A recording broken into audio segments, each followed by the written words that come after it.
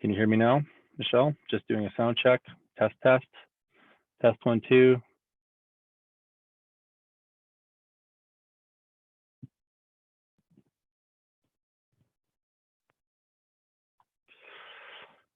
And we are hopefully working out the kinks here. Not sure what is going on with the live stream. Okay, just testing for sound, and I'm not seeing a live video on YouTube right now, so trying to sort this out.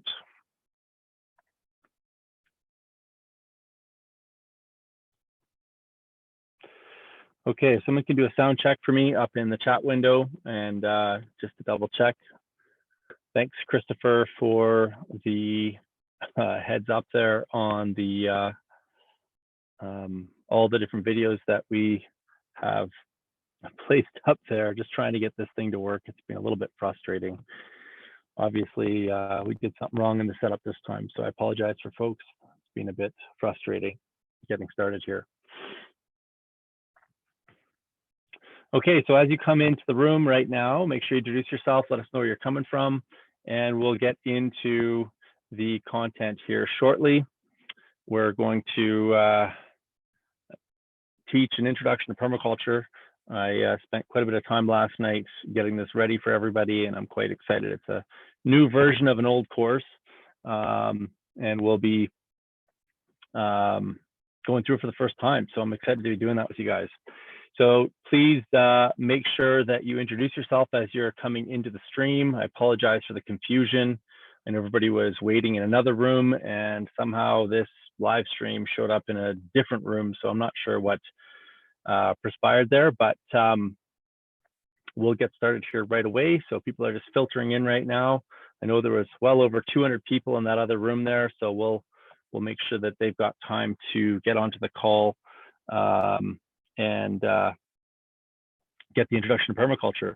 So tonight, just guys, we're going to be spending about two and a half to 3 hours, I suspect.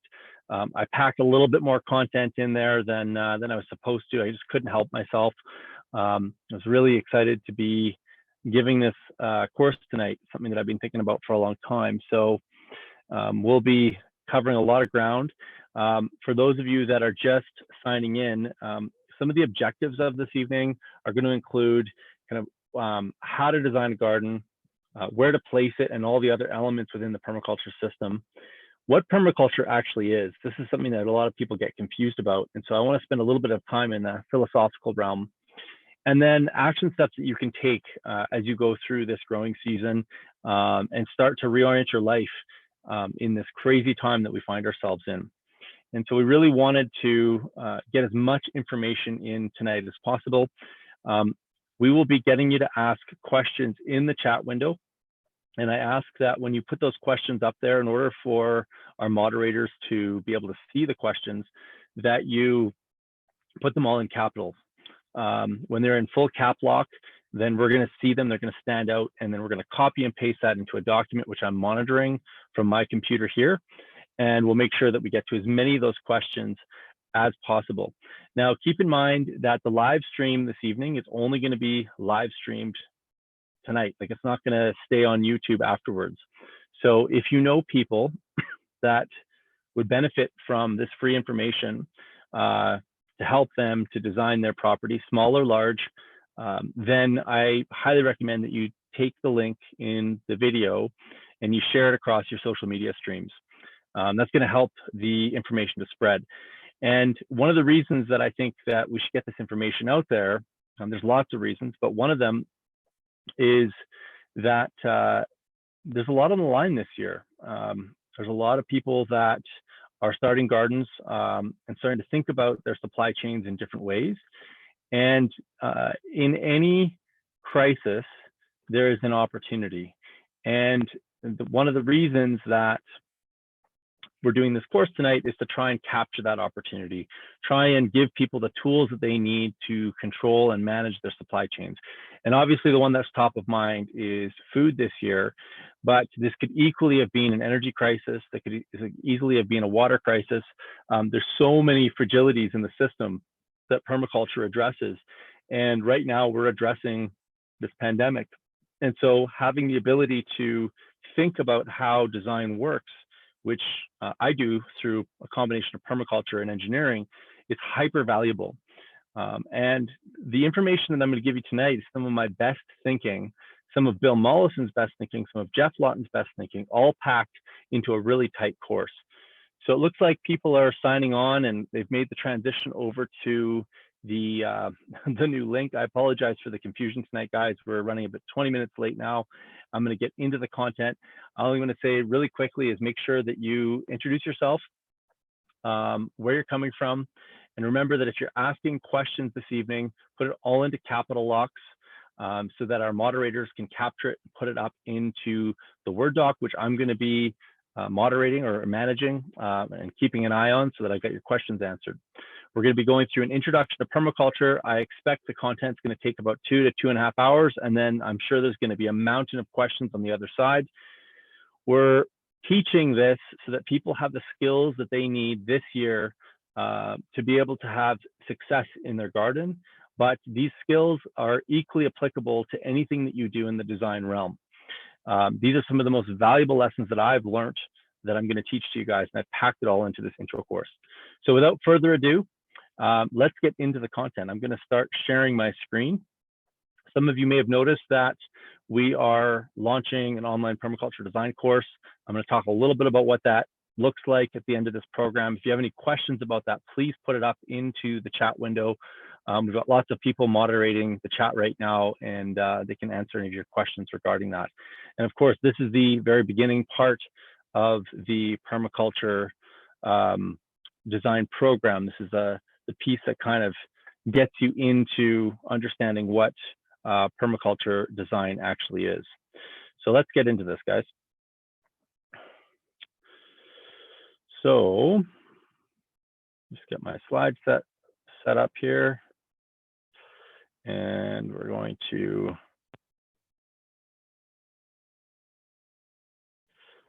get into the presentation.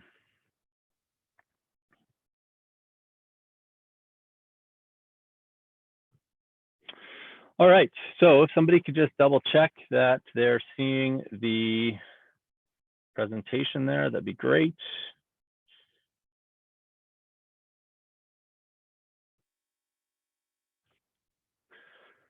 And sorry guys, just getting this presentation all set up here. Seems like everything's working against me this evening. Okay. So we are going to start off with what permaculture is. And just give me 2 seconds here.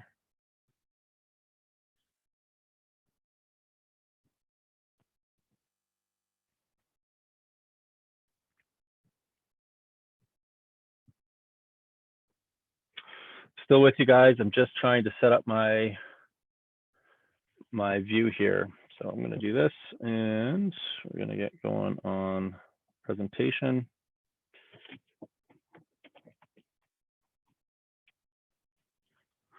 There are not usually so many hitches, so just give me 2 seconds here. There we go. That's what I was looking for. Okay, ready to go.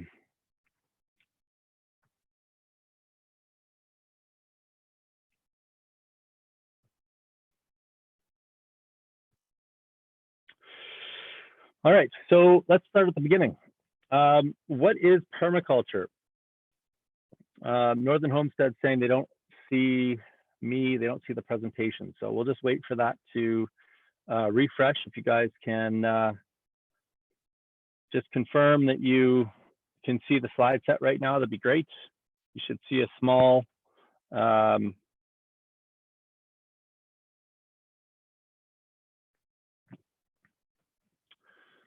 if you guys can just confirm that you can see the slide set. I'm unfortunately not able to see the live stream from my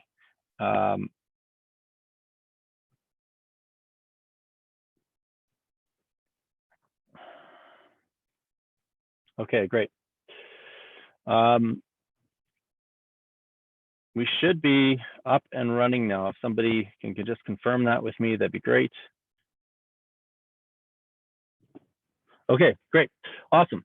So, introduction to permaculture. So, what is permaculture? Bill, I think, said it best, and I think a lot of people really got confused by how incredibly smart this guy was. He was really ahead of his time, and every time I read what Bill writes in his book, in all of the books that he wrote, it takes a lot of digesting to kind of get the essence of it. And for a long time, I've been challenged to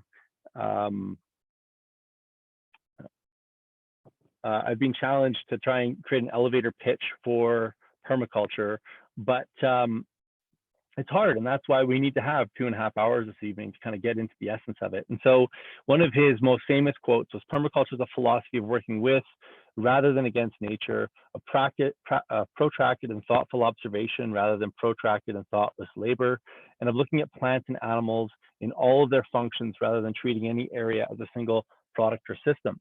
Now, there's a lot there, and that you can see why reading something like that would confuse the average person trying to understand what permaculture is. And so I put this quote at the beginning of the presentation because we're going to actually spend time unraveling this. Like, why would you want to work with nature? Why would you want to look at all animals and plants as intrinsically valuable and at their functions? And why would you want to change the perspective on yield? And so that's what we're going to unwrap tonight. But we're not just going to talk about philosophy. We're going to talk about the nuts and bolts. And I'm going to give you about 3 tools that you're going to be able to go and action tonight, tomorrow, in the coming weeks to increase your chance of success this year. And I think that chance of success, having that chance of success, is going to be hyper important in order to get through this gardening season and come out the other end and feel like you achieved something. As you guys are probably all aware, there's an enormous amount of turmoil happening on the planet right now. And permaculture's roots back in the 1970s with Bill Mollison and David Holmgren were predicting these types of things. Not necessarily a pandemic, but they were predicting fragility. They were looking at the energy systems and at the water systems and the food systems.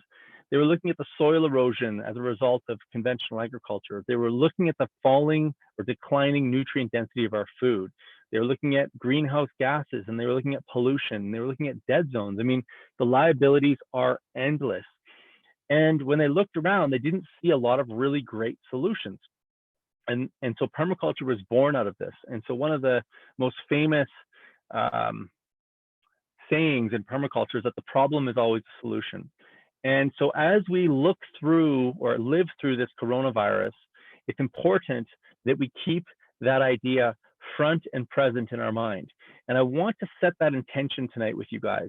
I want to set the intention of optimism and positivity in spite of all of the negativity that you're surrounded by. I love that Willie Nelson just wrote a song, "Stop listening to the news and plant a garden." And so one of the things that we need to think about when we're trying to remain optimistic and move forward with positivity is this concept of sphere of influence versus sphere of concern. So the sphere of concern is out here, and the sphere of influence is back down here. And when we get really scared and fearful and depressed, it's usually, but not always, but it's usually when we end up in the sphere of concern.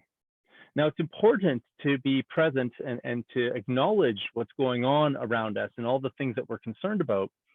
But if we stay out there too long, inaction sets in, and we end up not taking any action in the ways that we can. And so tonight is about optimism and positivity and action.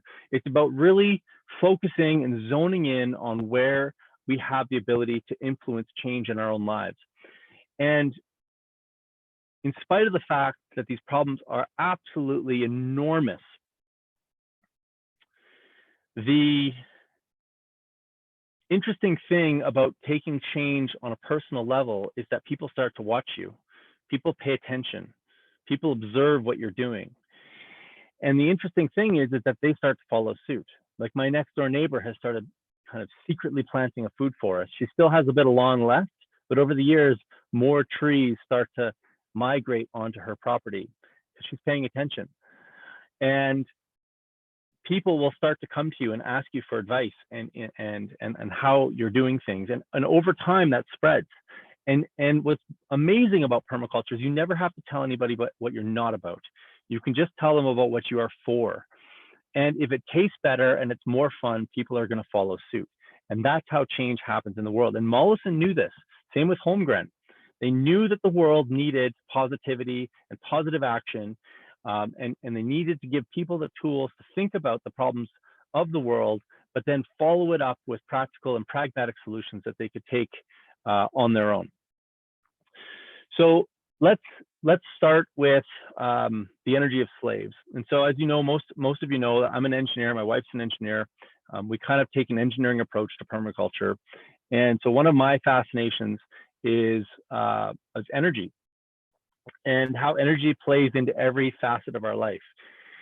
And so the average calorie of food right now takes 10 calories of hydrocarbon. All of the water that we drink requires enormous amounts of energy to get it to us. We can't transit around the world without using enormous amounts of energy. And the thing is that if you think of energy as just a whole bunch of slaves, I know that sounds a little bit backwards thinking, but in time immemorial, humans have employed slaves, and the slaves that we employ now don't have faces on them. The slaves that we employ now come in the form of fossil fuel and renewable energy. They're energy slaves. And in fact, back in Roman times, they were energy slaves as well. Rome ran entirely on the slaves, the energy of slaves. And some authors like Andrew Nikiforuk, who wrote a book called The Energy of Slaves, have postulated that when Rome ran out of the ability to collect slaves through military conquest, it was actually the beginning of the collapse of Rome. And so when you look at how much energy is involved in our systems, you can really recognize how fragile our systems actually are. And so at its core, permaculture is about returning function back to individuals. And when you start recognizing, which we're doing right now in this coronavirus outbreak, how fragile our supply chains are, one of those fragilities exists within the energy industry. There are many more fragilities that we can talk about. And I think it's really important that people recognize that if you're going to be a slave driver, if you're going to depend on massive amounts of energy, and you'll see why this is important later in the program tonight, then you're exposing yourself to that fragility as well. And so permaculture is about creating abundance and resilience through very little use of energy. And so I wanted to set the stage of that. And so the three pictures that we see here kind of start with human slaves, and then they move to animal slaves, and now we've kind of moved to this impersonal petroleum-based slave. And as we've done this, there have been consequences all along the way. And we're going to talk about how we redesign civilization and our individual lives by designing energy out of the system. So let's get into what this looks like. So at its core, one of the things that really resonated with me as an engineer was this prime directive. Now, before I was in permaculture, I was a petroleum engineer, and I was bringing gas and oil to market. And so I was the guy that cut down massive swaths of trees and brought the pipelines to new facilities that I was designing. And it made me feel really uneasy, but not for reasons that you might expect. It made me feel uneasy because on one hand, I was the one consuming those products. And then on the other hand, I was the one bringing it to market. So how could I criticize the very industry that I was supporting as a consumer? And even though I didn't want to cut the trees down, I didn't really see an alternative. I didn't know about permaculture. I was just learning about peak oil at the time. And in fact, I think I was driving my family crazy. I was so obsessed with the end of oil that I was watching documentaries and going down massive rabbit holes, and I wasn't coming back up with a lot of solutions. In fact, it was super depressing at the time. And so I was getting ready to cut down a massive swath of trees one day when an email came into my inbox from a friend here in Calgary, and he said, "Oh man, you got to watch this. You're gonna love this." And it was the Greening the Desert video from Jeff Lawton. And if you haven't seen it, one of the folks in the chat window can put it up for later watching. And I watched this. It was a 5 or 6 minute video clip from Jeff Lawton in Jordan, and it was a pretty crappy video actually. Like, it was amazing that this crappy video made me do what I did. But basically, it described this guy who I didn't know, this Jeff Lawton guy, as going to the lowest place on earth, hypersaline soils, desertified ground, and completely turning it around overnight just by doing some really low tech water harvesting techniques. And I looked at that and I said, oh my gosh, like, this guy is changing the world. And here I am kind of maintaining status quo in Calgary, and not wanting to criticize the industry that I was supporting as a consumer, but thinking, my gosh, like, what am I going to spend the rest of my life doing? And so I grabbed my calculator and figured out that I had about 600,000 hours of life energy on this earth, if I was lucky, and that I'd burned about a third of them up until this point. And so I called my wife up and I said, we gotta leave. We got to learn about permaculture. And so we quit our jobs and traveled around the world. And the thing that got me with permaculture was that its prime directive was so poignant. No longer was I going to blame other people for my problems. I was going to figure out what it was that I could take on for myself. And so this comes back to that sphere of influence, sphere of concern again thing. And so number one is take responsibility for our own existence and that of our children. And number two is we have to get our house and garden in order so that they feed and shelter us. And so a couple of things kind of resonated with me. Obviously, the kind of take responsibility for my own action really resonated with me. But the other piece that really resonated with me was that most of us live in houses that constantly just take from us. They're always taking resources away from us.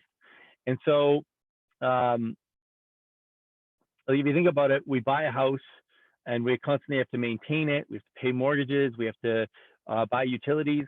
And so this really kind of spurred this idea into my head. Like, what if you could build a house that powered itself? What if you could build a house that grew all of your own food? What if you could build a house that harvested all of its own water? What would that look like? And that's essentially what permaculture aims to do, is try and figure out how to connect all the things that you need, all the systems that your home or homestead, depending on whether you're urban or rural, can provide for you, and connect all those things together in a way that's meaningful. And so the picture that I've got presented up here was an image that we illustrated for our rainwater harvesting book a couple of years ago. And it was touted as the house of the future. And so a house that has a passive solar greenhouse on the south side so that it shares the heat of the house, and that the house has a place to exhaust all of its stale air from its heat recovery ventilator and bathrooms and dryer. So any heat or humidity or pollutants, well, what we could consider pollutants, are just resources for the greenhouse.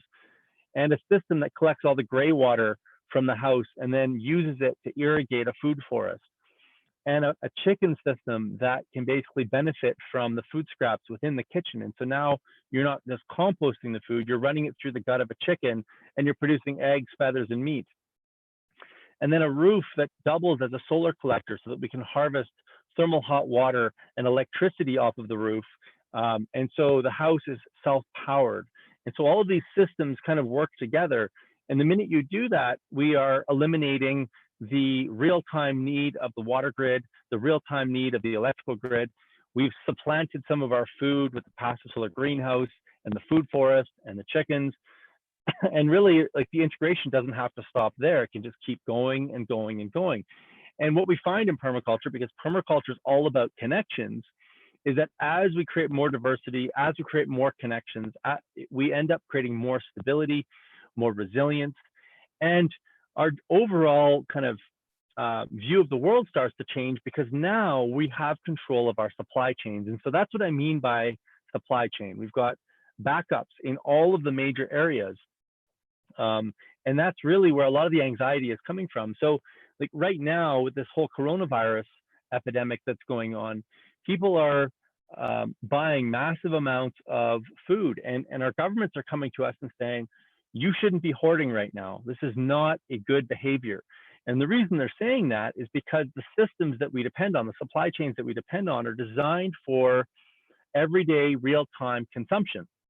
They're not designed for people going into lockdown where all the factories get shut down, and all of a sudden our supply chains start to be strained. And so hoarding and purchasing massive volumes of food and whatever other resource it is that you're trying to get is actually not an irresponsible behavior. It's a logical response to people recognizing that their supply chains are threatened. And so what we aim to do in permaculture is to create alternative supply chains so that we can look at the things that our house produces as the primary supply chain, and the grids that we're connected to as the secondary supply chains. So NASA has this saying that any system that's critical should have redundancy. And so they're saying is 1 is equivalent to 0 and 2 is equivalent to 1. And so if you think about our food system, our water system, our power system, our heat system, most of us are dependent on one system for all of those different supply chains. And when we start digging into the design of this, what we find is that it's actually not that hard to create redundancy and ultimately resilience. And that's what tonight's going to be about. So central to permaculture is this ethic. And this is a response to the failure of the environmental movement. The environmental movement was all about saving the earth, which was a good idea. Like, we should save the earth, absolutely. Unfortunately, the environmental movement was really focused around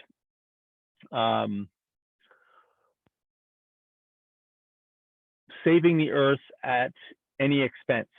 And so the concept of taking care of the people that were trying to save the earth were kind of ignored. And so what ends up happening is you end up getting a lot of burnout with regards to the people that are running those programs. And so permaculture at its core started with this idea that we have to take care of the earth because it's our only spaceship. We've got to take care of the people, because if we don't take care of the people, then the earth is almost impossible to take care of. In other words, like, people need to feel like they've got enough. Otherwise, they will start mining the resources around them, and they'll do more damage. And then once we've taken care of the earth and taken care of the people, we have to continue to act in such a way that we're actually ensuring that there is enough to go forward for future generations. And that's where that future care comes from. Sometimes you hear it as fair share or return of surplus, but both Dakota and I, Dakota is one of my business partners, and the guy that I'm co-writing a book right now on designing permaculture properties. We prefer the word future care because we think it kind of gets more to the point. And so I like this image. This is an image that Dakota actually found. And it kind of demonstrates 3 pathways that we can take as a species. And it might seem weird to you that I'm philosophizing right now or talking about the philosophy of permaculture, but I think that if we don't understand some of these core philosophical ideas, that we'll end up going to where we're going, which is not where we want to be. We want to go to a place where, I think you'd agree, the right-hand side, where there's abundance, where there's nutrient-dense food, where the air is clean, where live wildlife have the ability to co-occupy the earth with us, where our children can grow up in a peaceful environment. Right now, I would argue that the paradigm that we're following is one of a degenerative paradigm. And I can't summarize it much better than the definition of engineering. So as an engineer, one of the definitions that we learn, like with regards to what engineering is the manipulation of matter to the benefit of humankind. Okay, so that kind of makes sense. We manipulate the earth in order to make things better for us. And that's been the pursuit of engineering for the last couple hundred years. And that really is epitomized in the Industrial Revolution. Permaculture, on the other hand, is the manipulation of matter to the benefit of humankind in all of our relations. And so it's a much more holistic knowledge. And the reason we do this, or we'd want to do this, is because we're self-interested. And you might say, well, that's a really weird thing for you to say. Like, why would you say that we're self-interested? It's like, well, actually, the most self-interested person on the planet is an ecologist, or even you could say a permaculture designer. I'm self-interested because I know that if I want my kids to thrive in the future, that the way that I have to behave is to take care of the people around me and to also take care of the ecosystems that I have management over. And one of the ways that I did that was by becoming a permaculture teacher and trying to teach as many people about these ideas as possible so that they could go out and be stewards of their own communities and landscapes. And so the three paradigms that we've identified are the degenerative paradigm, the regenerative paradigm, so that's the right versus the left, and then the sustainable paradigm, which is kind of in the middle. And I would argue that sustainability is not enough. We've come to this point now, and I think you'd all agree that if one of you guys asked me, you know, hey, Rob, how's your marriage doing these days? And I said, oh, it's sustainable. You'd probably feel pretty sorry for me because, you know, who wants to be in a sustainable marriage? But on the other hand, if I came back to you and I said, oh, I've got a regenerative marriage, which means that it gets better every single year, which is true, I do, I think you'd be pretty stoked. And so I think that the mentality that we have to go into this with is of this idea of regeneration. And I can't think of a better opportunity than this crisis to instill these ideas into people's heads. Because when you work with nature, she returns with gifts tenfold. When we mine her and do not acknowledge her needs, she comes back with a pitchfork. And we want to continue to coexist, so it's in our best interest to understand what it means to be regenerative. And we're going to get into that this evening. So there's those three paradigms. So degenerative reduces, destroys, or eliminates its own sources of energy and material. Sustainable maintains, balances, or sustains its own sources of energy and materials. And regenerative restores, renews, or increases its own sources of energy and materials. So if we think of it as a spectrum, and degenerative is over here, and regenerative is over here, sustainable is somewhere in the middle. And we can go to sustainable once we've fixed all the problems that we've created over the last couple hundred years. So like I was saying, permaculture designers are self-interested because when we work with regenerative systems, we can produce systems or gardens that produce net positive calories. So like I said earlier, in the 1940s, I didn't say this, in the 1940s, for every calorie of hydrocarbon that went into farming, 3 came out. Right now, for every 10 calories of hydrocarbon that go into farming, 1 comes out. So if we were all coyotes running around trying to chase our food and we had to invest 10 calories of energy in order to get 1 calorie of energy, we'd all starve to death. Now, I know some of you are probably thinking, oh, we're never going to run out of oil. But the thing is that there is no good replacement. We're only starting to see good replacements for fossil fuel that exist. And so people don't realize this, but 1 barrel of oil has 25,000 man hours of labor in it. Okay, and right now you can get it for about 20 bucks. So if you take $20 and you divide it by 25,000, and someone can put it up into the chat, that's your marginal cost per hour of slave employed, if it's an energy slave. And so we're building battery powered stuff and we're able to capture solar energy, and that's great. But the thing is that when Saudi Arabia first discovered their oil, they were getting something like 20,000 barrels of oil out of the ground for every barrel invested.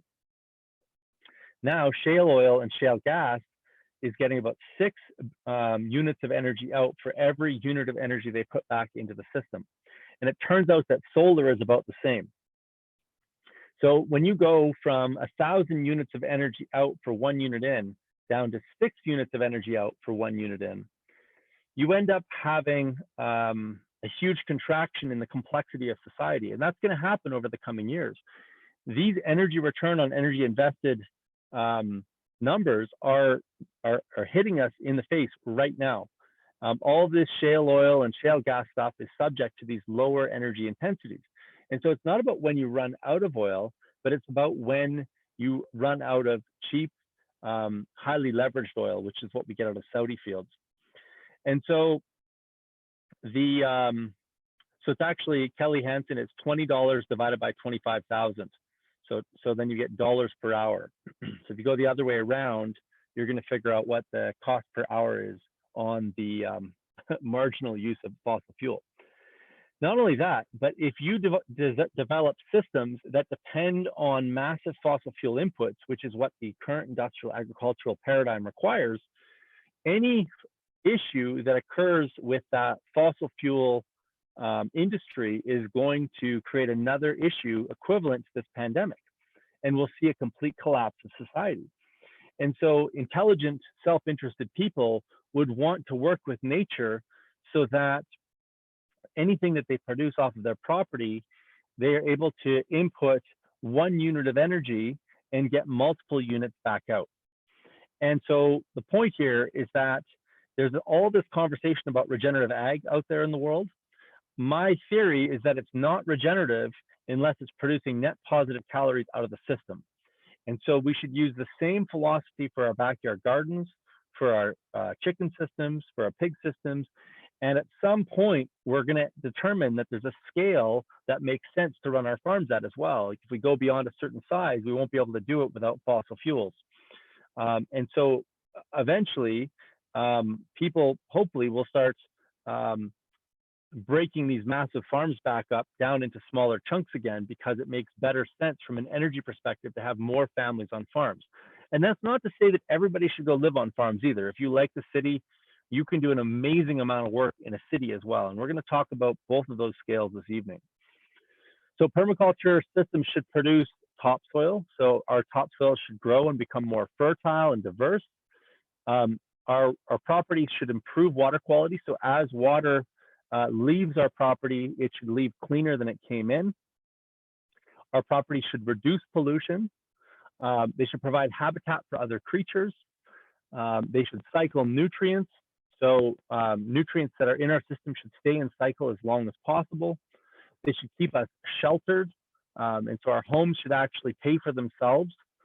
They should be passive solar or low energy, well designed for the bioregions that they live in or exist in. Our houses and our gardens should harvest energy and water for us. It should build community, and it should produce surplus so that we can stay healthy and again, meet those supply chain requirements that we've got. And so where do we look for answers?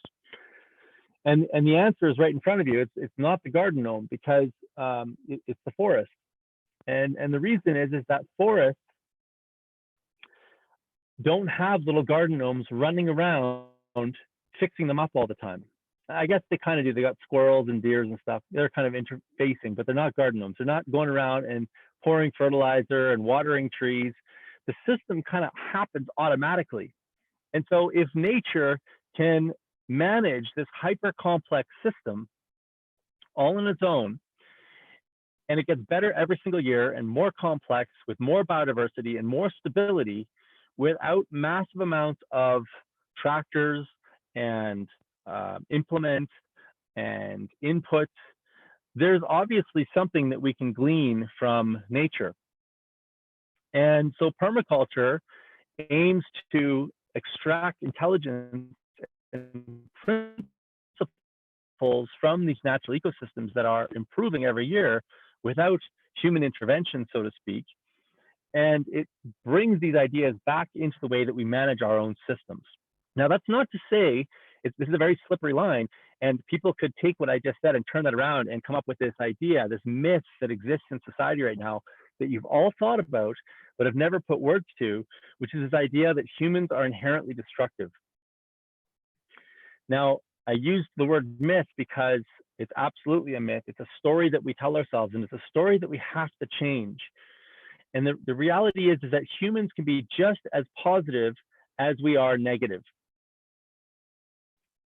And so we cannot help but have a disturbance. We cannot help but leave a footprint. The only thing that we can do is determine what kind of footprint we're going to leave. And so as we're contemplating the footprint of our own properties, we can learn from how nature manages footprints and turn those footprints into things that make more diversity and more stability and more fertility and more productivity on our own properties. We have every right to be on this planet because we're of this planet. We are nature expressing herself. But what we need to understand is our place in the ecosystem. We need to understand what it means to create disturbance in a way that makes ecosystems healthier as a result of our interaction with them.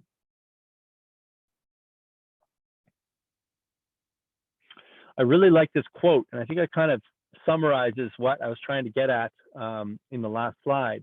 So nature as a mentor, and to use something as elegant as a tree. Imagine this design assignment. Design something that makes oxygen, sequesters carbon, fixes nitrogen, distills water, makes complex sugars and foods, changes colors with the seasons, and self-replicates. And then why don't we knock that down and write on it?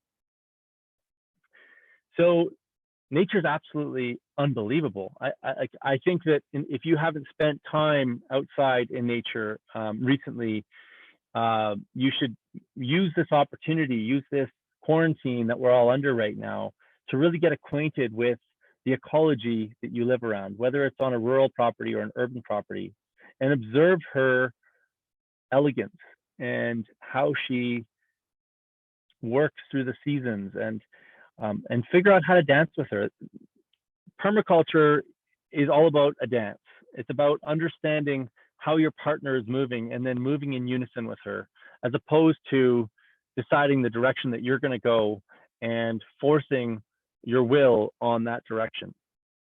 When you do that, all sorts of liabilities emerge, which I'm sure a lot of you have had experiences with if you've tried to garden in the past. So we're going to talk about what that means as we go through tonight. So before we do that, let's talk a little bit about the system that we exist in right now. And I like to refer to this as the industrial system. The industrial system starts at a source of energy, and typically that's going to come either from oil or coal or nuclear. And these resources are mined and they're refined and they're sent to their facilities. And then they get sent to the industrial agricultural system or other places. But a lot of either goes into plastics or industrial agriculture, essentially. And then from there, we expend massive amounts of energy to plant the things that we need, whether it's cotton for clothing, keeping sheep alive in industrial systems, planting grain and fertilizing that grain and harvesting that grain and then shipping it. And then we wrap it in more plastic. And then we send it to stores and we sell it to consumers. And then whatever we don't use ends up in landfill. And so this is a really depressing linear system. If any one of these things breaks, and right now what we're seeing break is the manufacturing component. All the factories of the world are being shut down. And so no matter how much money we put into the system, we're not able to produce anymore because we're all at home while everything is shut down. And so if any one of these things in this linear system break, the whole system breaks. And so one of the properties of linear systems is that linear systems are really efficient. They have huge throughput. And it's actually the throughput of a system, this particular system, that increases gross domestic product, or GDP, which has largely been the objective of the industrial system, is how do you increase GDP? The empowering thing about this system, however, is that it depends on us. It depends on consumers. It depends on us going out and buying stuff every day. It depends on us putting stuff into the landfill. We are a co-conspirator in this system because we have basically put our hands up and said, we want all of these supply chains so that we don't have to produce them. And it makes sense that people would want that. Like, people didn't like or moved away from farming, and maybe they grew up in a farm that was full of drudgery, and they didn't like that lifestyle, or they didn't like the concept of growing food. Maybe the way they grew food was inefficient, and it was laborious and not fun. It could be any number of reasons.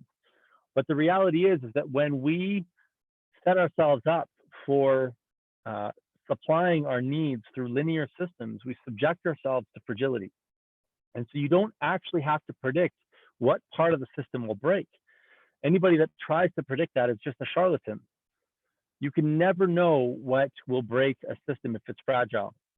But if you know that you're in a system that is fragile, then you know that that system is subject to collapse at some point in the future by what we refer to as a black swan. And that should be enough for a self-interested individual to want to start to supply some of their own needs with the land base that they have access to, whether you own it or rent it. And that's the aim of permaculture. And so the antithesis, the opposite of the industrial system, is the ecological system. So the ecological system starts from a source in the same way, except this source is the sun, the ultimate power generator. And it moves through a system. And as it moves through that system, it gets cycled. And so we can think about a permaculture or ecological system as a pinball machine. And so the pinballs that are coming into the system are like solar energy. And as the solar energy comes into the system, it's rebounding from side to side to side to side to side to side to side. And so one waste product from one element becomes a resource for another. And so it keeps it in play as long as possible. And only once that ball has touched almost everything does it leave the system and go back to the sink. And so if we think about phosphorus as an example of this, getting picked up by a tree in a forest in British Columbia, so on the west coast of Canada. And it gets picked up by the tree goes through its life cycle, it dies, it falls over, it rots, that phosphorus gets released through the rains, it ends up in the creek, goes down into a river, then goes out into an estuary, into the ocean, and then it gets picked up by phytoplankton and other microbes as they're starting to scavenge for phosphorus, which eventually worked its way back up the food system back into salmon. And then the salmon get ready for their spawning cycle, and guess where they go? They go right back up that creek or stream or river. And when they get to the end of that cycle, they die, and a bear picks them up and brings them out into the forest and poops them back out again. And so we have this beautiful nutrient cycle that's happening right there. And when all the dams got placed into British Columbia, they canceled that nutrient cycle, and the salmon stopped returning.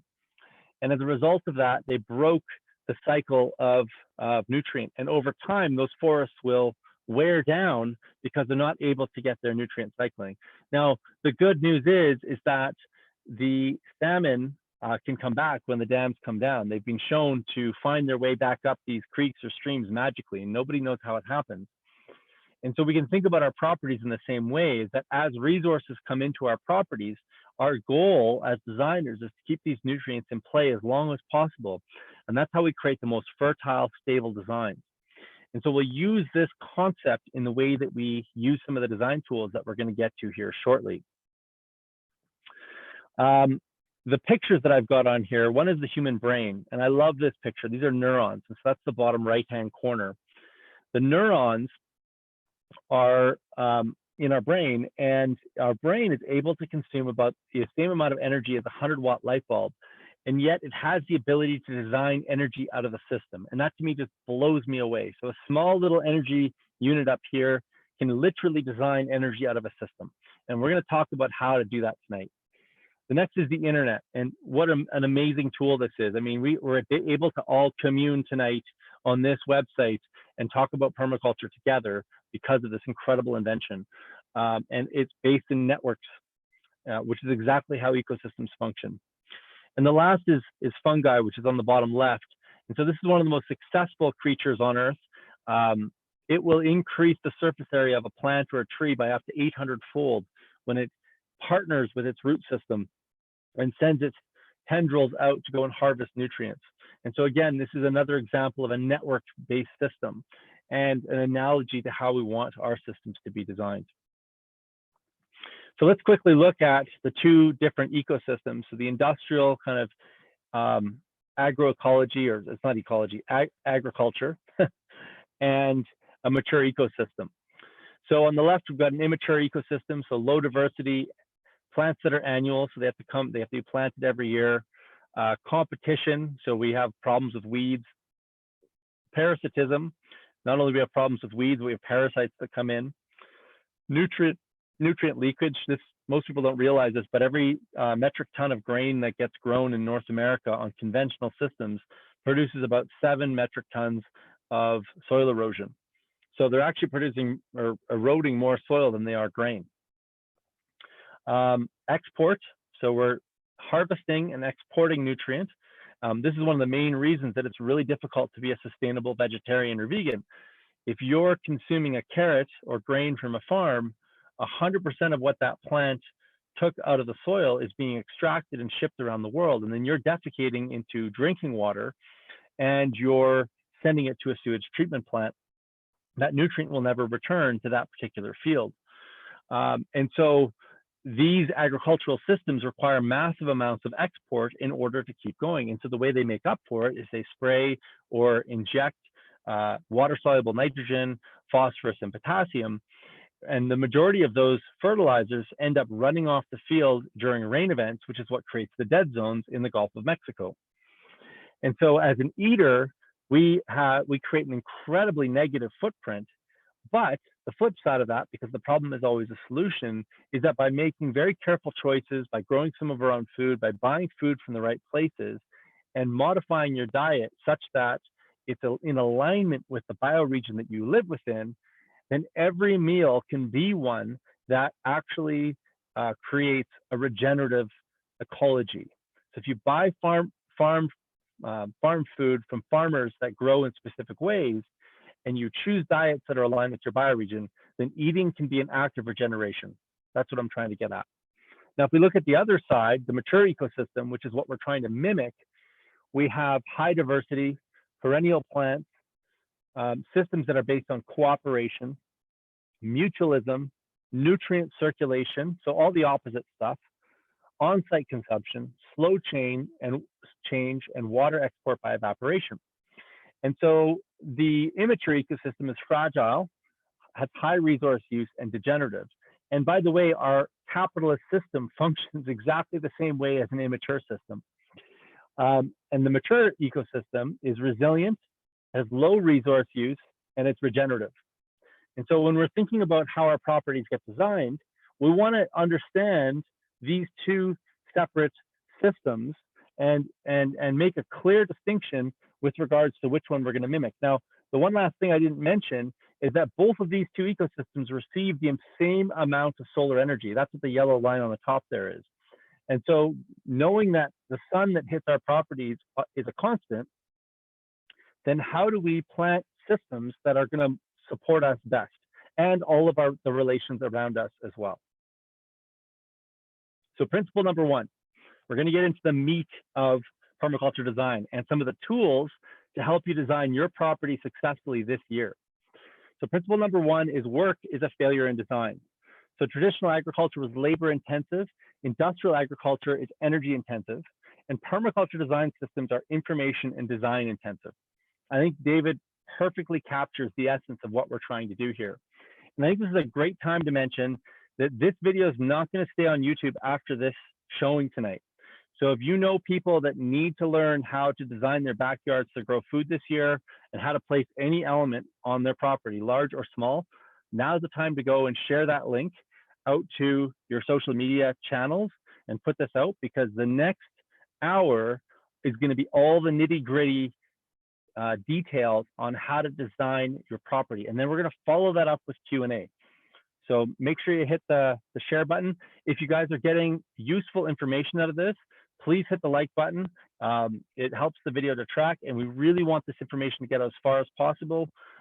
This is honestly some of our best design tips that will help people to go out and design an incredible property this year and increase their chances of success. Okay, so the first thing I want to talk about, this is probably the most valuable lesson that I learned from permaculture. And let me paraphrase that a little bit. I took 6 years to get my engineering degree. And in that engineering degree, I got 2 and maybe it was 3 design classes in that 6 years. So these are the people that are designing your world. Okay, we design roads and we design bridges and we design houses. And they only get a couple of lessons in school on how to design, period, like on how to design. And to me, this always blew me away. And so if there are engineers on the call tonight, they'll probably be saying, well, yeah, but you go and get mentored after you leave school. And so the only thing you're doing at school is getting base principles. And then all of those kind of techniques you learn while you're being mentored. And I agree with you 100%. However, I think out of the 6 years and all the courses that I took, had they only spent another half an hour and taught what I'm going to teach you tonight, it would have transformed my engineering degree. And so this is honestly one of the most valuable things I've ever learned in my life about design, and ultimately about creating resilient and regenerative landscapes that meet our needs in a way that doesn't force us to sacrifice everything else around us. So on this screen, you got a chicken. And we're going to talk about chickens and compost tonight, but you could change this with how you run your business. You could change this with how you design your house. You could change this with how you harvest energy to heat your hot water. This concept of needs and yields applies to any element that you're going to place into a system that you manage. It doesn't matter. Chickens is just kind of funny, and it's easy to kind of wrap your head around it. And so I use this every single day in the way that I do engineering. When I'm working on low energy buildings or rainwater harvesting systems, this idea is running in the back of my head all the time. I have a feeling that it probably drives my wife crazy because I can't stop thinking about this. So let's get into it. So every element that you place into a system, whether it's living or non-living, has needs and yields, as well as some intrinsic characteristics. So a chicken, for example, needs shelter, grit, dust, water, air, food, and other chickens. Pretty simple. And the yields or products are eggs, meat, feathers, manure, methane, CO2, scratching, foraging, flying, and fighting. There's one thing missing there. Chickens also produce entertainment. They are incredibly fun to watch. And so their intrinsic characteristics, so things that change as you change the breed of a chicken, include their color and their climate tolerance and breed-specific behavior. So these are intrinsic to them. Now, out of all the consulting that I've done over the last decade, one of the things that I consistently see on almost every property is that people inevitably will place their chickens really far away, right? And so every day they're going out and they're collecting their eggs once, twice a day, changing the water, feeding them, whatever. And I get there and they're exhausted. They're wondering why their properties are so much work. And so I go out and I walk their chores with them. And as a result of walking their chores, I measure my footsteps and I know that my gait is just a little bit less than 1 meter. And so then I calculate it out and it's like, okay, well, you do this twice a day over 365 days of the year. Well, did you know that you're walking, 5,000 kilometers a year or 1,000 kilometers a year, or whatever it happens to be, depending on the size of the property, just managing these chickens? Does that not feel like drudgery to you? Oh, yeah, totally. Well, why do you put it so far away? Oh, because they stink. Well, why is it that they stink? Well, because I hate cleaning out their coop. Okay, well, why do you hate cleaning out their coop? Well, because it stinks and it's far away. It's like, okay, well, if you put it closer to you, you'd probably come up with another design so that it wouldn't stink so much, and you'd probably manage it more often because it's closer to you, and it takes less work because it's closer to you. So there's this interesting cyclical logic that ends up making systems worse. The very logic that you're using in your mind, it ends up working against you. Now, if we look at a compost pile, we can do the same thing. And so we know that a compost pile needs food scraps, carbaceous material like straw or wood mulch, things that have lots of carbon in them, manure, labor, water, oxygen, heat, microbes, bugs, space, and it yields soil inoculant, fertility, humus, bugs, heat, waste to resource conversion, and drought proofing soils. Now, where do you think people put most of their compost piles? Really far away. And why do they put them really far away? Because they stink. Why do they stink? Because they're really far away. And so, and then you end up walking the chores with them again. So you're doing 1,000 kilometers to get access to your chickens, and then you're doing another 1,000 kilometers to get access to your compost. And then they'll come back feeling a bit sheepish, and they'll say, well, but yeah, it's really good exercise. Okay, it's really good exercise, but wouldn't you rather do that, be mountain biking, or pursuing a hobby, or doing something else that is also exercise, but you like doing more than just doing these chores over and over and over again? So now with needs and yields, what we do is we try and find synergies between the two systems, or 3 systems, or 20 systems. And so inevitably, the chickens will provide the compost pile with labor. The microbes help the chicken's gut. The bugs that show up on the compost pile will feed the chickens. Both of them need space. In fact, we can take the food scraps that first were initially going to the compost, feed them to the chickens, and then use the manure from the chickens and the labor from the chickens to mix up the compost. There's going to be some moisture in the manure from the chickens. And so now we're getting more yields. We're getting products from the chickens and products from the compost. And the chickens are pursuing their calling by being able to scratch compost. And then the compost is getting manure, which is helping to heat it up, and it's getting microbes from the chickens itself. And so both systems are benefiting synergistically because of their proximity to each other. And so when we understand the needs and yields of the chickens and the needs and yields of the compost, it makes sense that we would want to connect the two of them together somehow. And so we know that the compost pile produces heat, and that the chicken coop in the wintertime needs heat. We also know that poop runs downhill. And so we can start to imagine and use our creativity to come up with ways to combine a chicken coop and a compost pile together in a way that works with gravity, and that allows both to be better as a result of being together. And so this brings us to principle number 2, which is integrate rather than segregate. And I love this saying from Masanobu Fukuoka. I kind of hinted at it earlier. If we throw Mother Nature out the window, she comes back in the door with a pitchfork. And so fundamentally, nature is all about integration.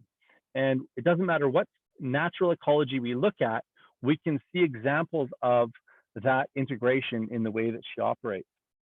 And so instead of putting your compost pile in one place and putting your chicken coop in another, what if we put the chicken coop on top of the compost pile? So you'll see right here. And then we put a trap door in here. One of my good friends in Manitoba followed a permaculture principle to the T. We have this saying, to do 100 hours of thinking and 1 hour of doing. And so he sat out one day and he watched his chickens for the entire day. And what he noticed was that whenever his chickens drank water, they pooped, almost like 98% of the time. And he said, oh, that's really interesting. If I put my water nipple, which is basically a little device that you can get for chickens to drink out of, on top of their roost, they'll have to walk up the roost to drink water. And as a result of that, they end up pooping on the trap door. And as a result of that, all I have to do is move the trap door, which is on a hinge, down. And guess what? Poop falls downhill. And now it just fell down onto the compost pile. And then when I go out to collect the eggs, I'm also going to take the food scraps. I'm going to throw the food scraps onto the compost pile, which is going to encourage the chickens onto the compost pile to scratch it and move it around. So they're moving and turning the compost. And as a result of that, the heat from the compost is going to rise and warm up the chicken coop, which is going to keep them warm in the wintertime.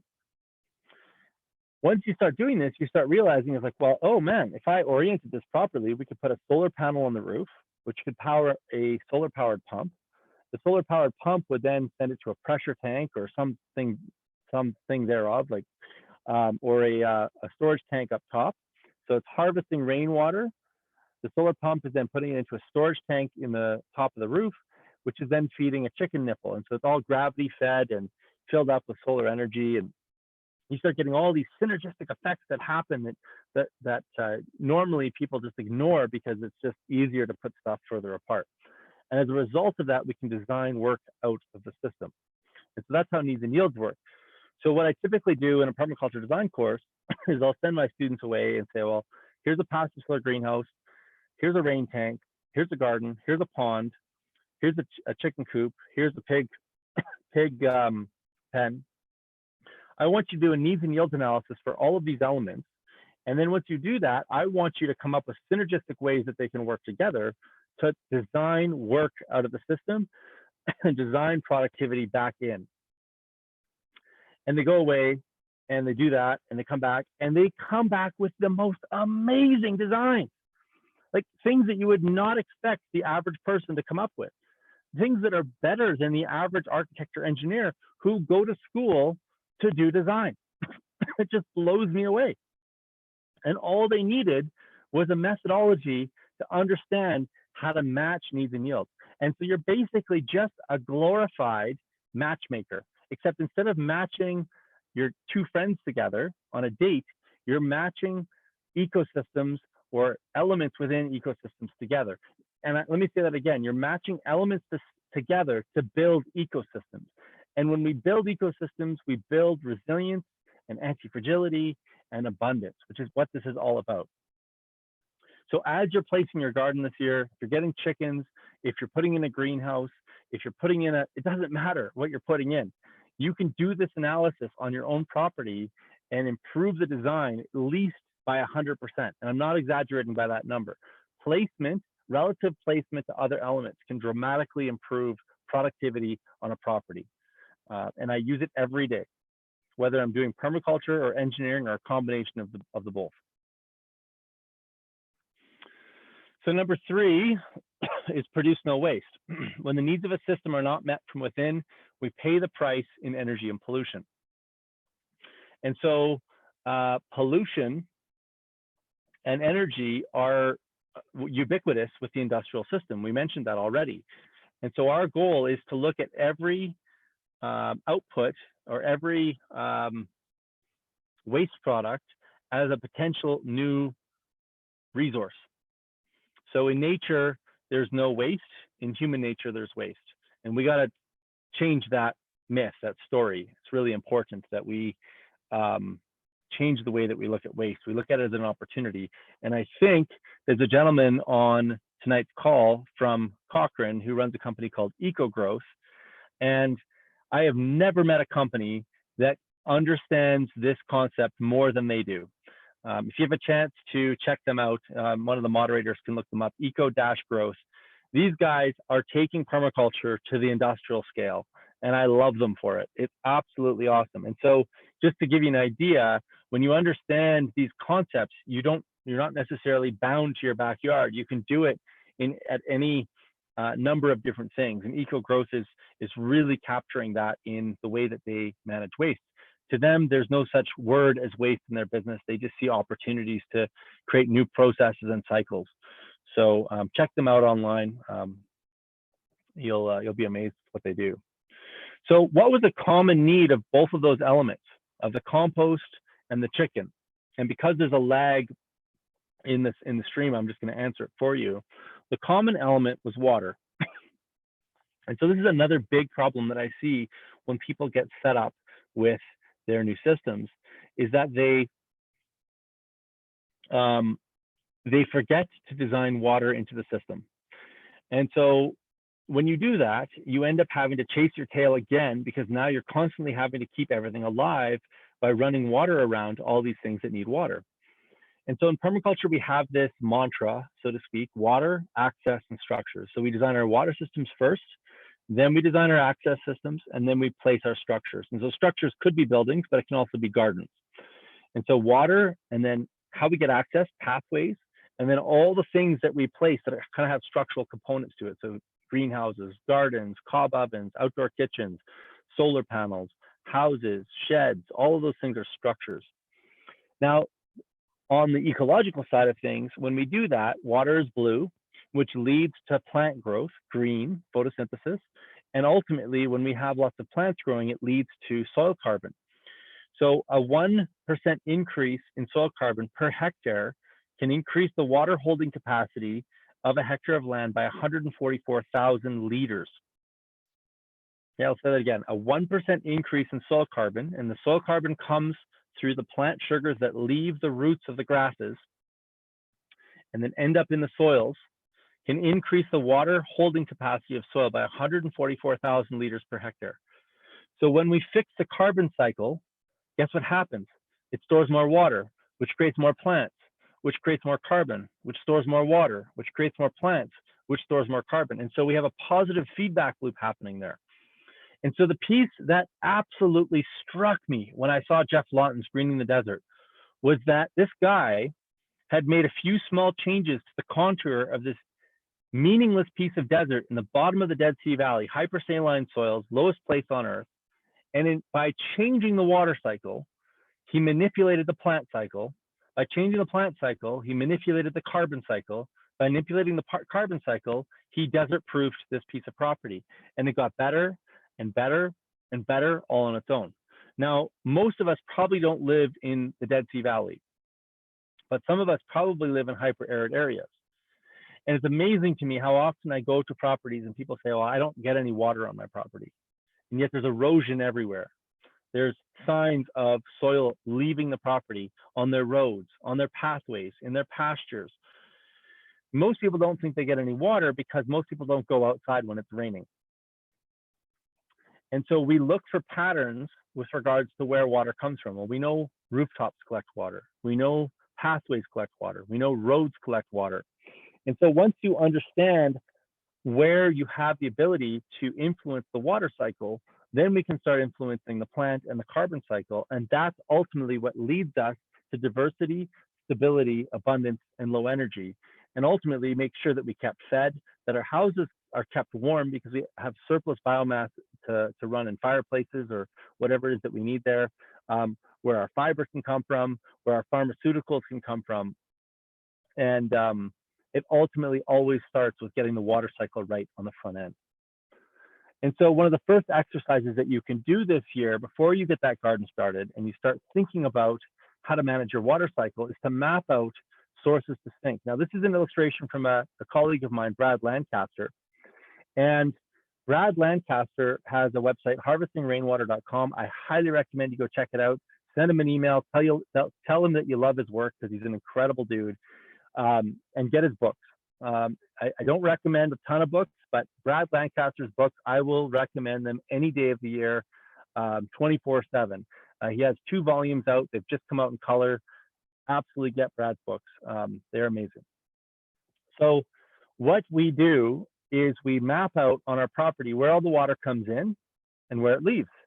And then permaculture, all of the techniques that we're going to talk about, give us information or directives on how to slow that water down and infiltrate it into the ground so that we can fix the water cycle. So fix the blue, and then the plant cycle green, and then the carbon cycle brown.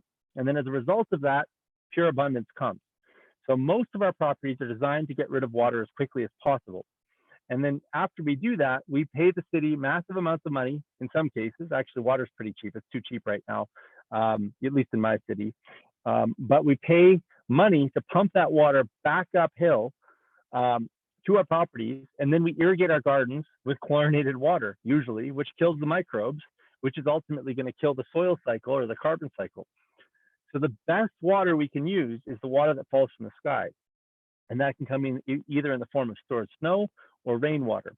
And the best way to figure out where to put those interception elements, which you've probably heard of if you've been kind of looking into permaculture, is either swales or rain gardens or curb cuts, whatever.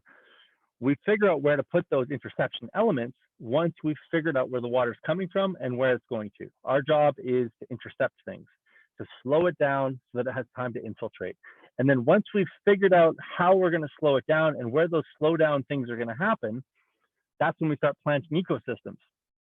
So we'll put in food forests, and we'll put in gardens and any number of things that need water, because pretty much everything needs water. And so this gives us all sorts of clues about how those systems are going to play out, where they're going to go. And as a result of that, we end up with water abundance, because again, remember that blue, green, brown.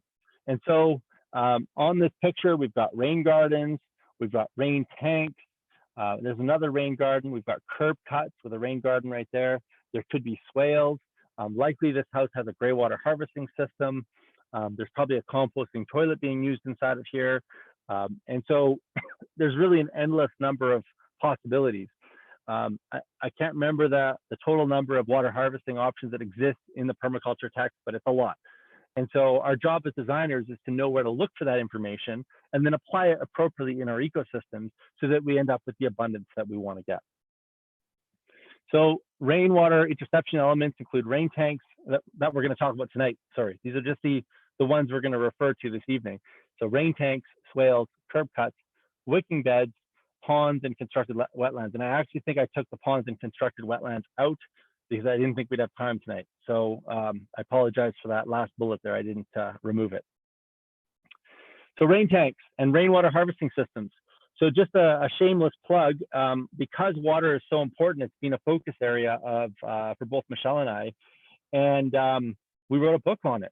And if you don't have it and you're interested in learning how to capture some rainwater, I highly recommend it. And of course, I'm biased, but what's really neat about this book that we wrote, and you can get it in both EPUB or hard copy, is that we didn't look at any of the best practices in or we didn't write about any of the best practices in ARCSA per se.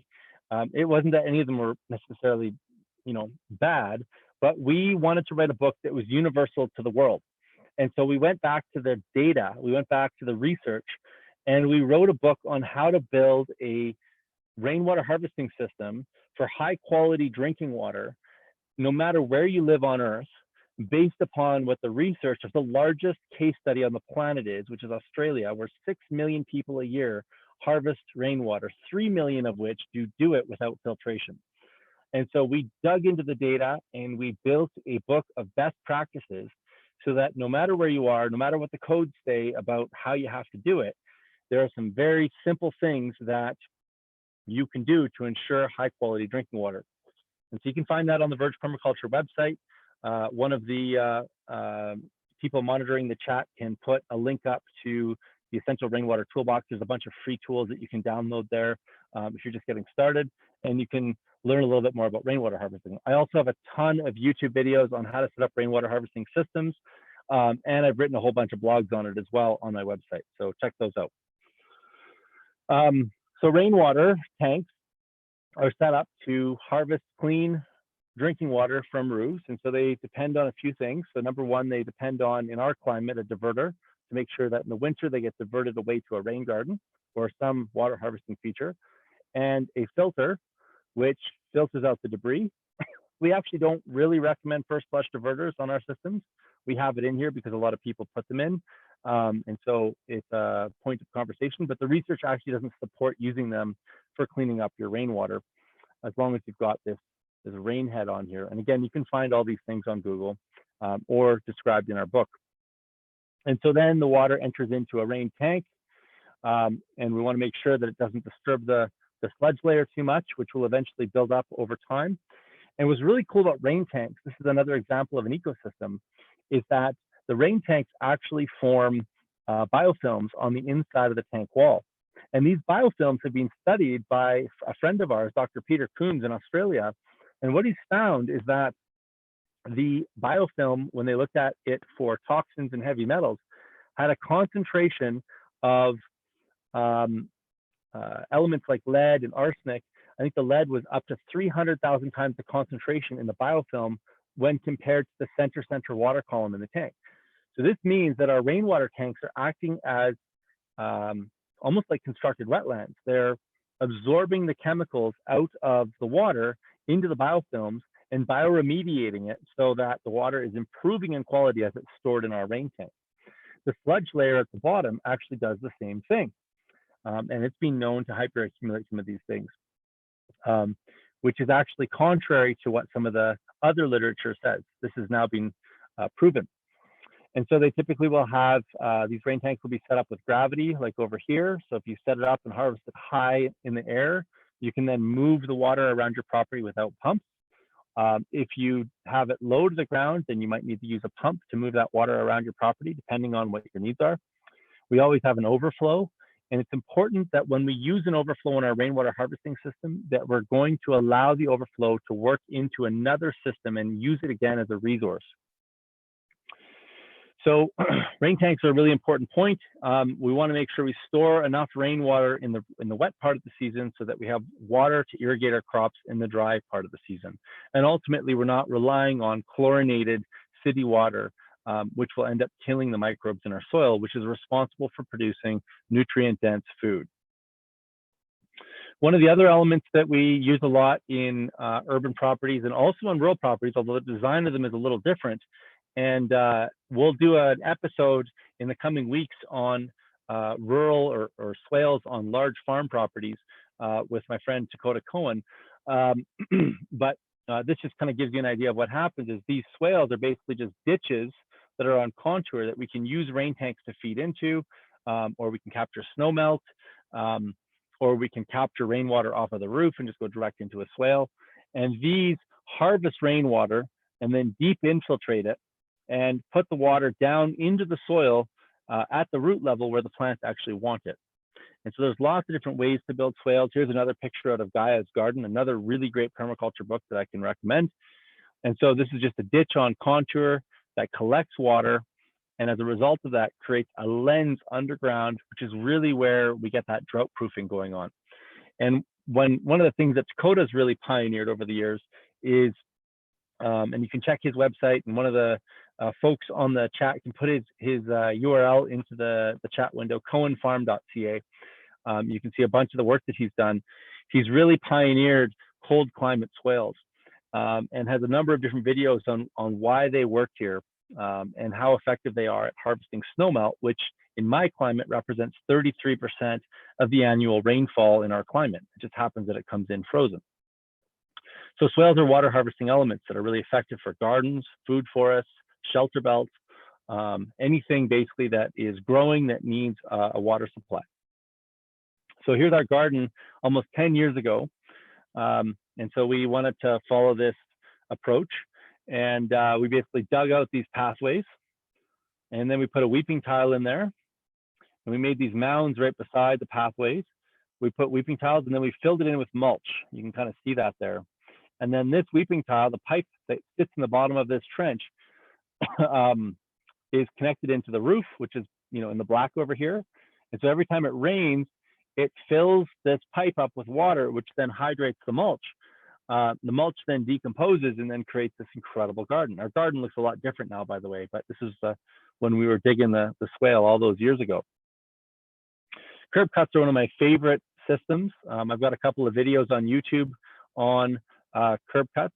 And so the curb cut, and I'm not suggesting that you guys go out and start cutting city curbs without permission. You're going to get into a lot of trouble. The city of Calgary is starting to put these into some of the areas around the city, and they're having a lot of success with them. And so maybe one time in the future, they'll start opening this up carte blanche to people to start harvesting some of the stormwater for themselves. But the way they work is that a rain event happens on the street. You cut the edge of the curb down, you create a rain garden adjacent to the curb, and then you plant it out with plants.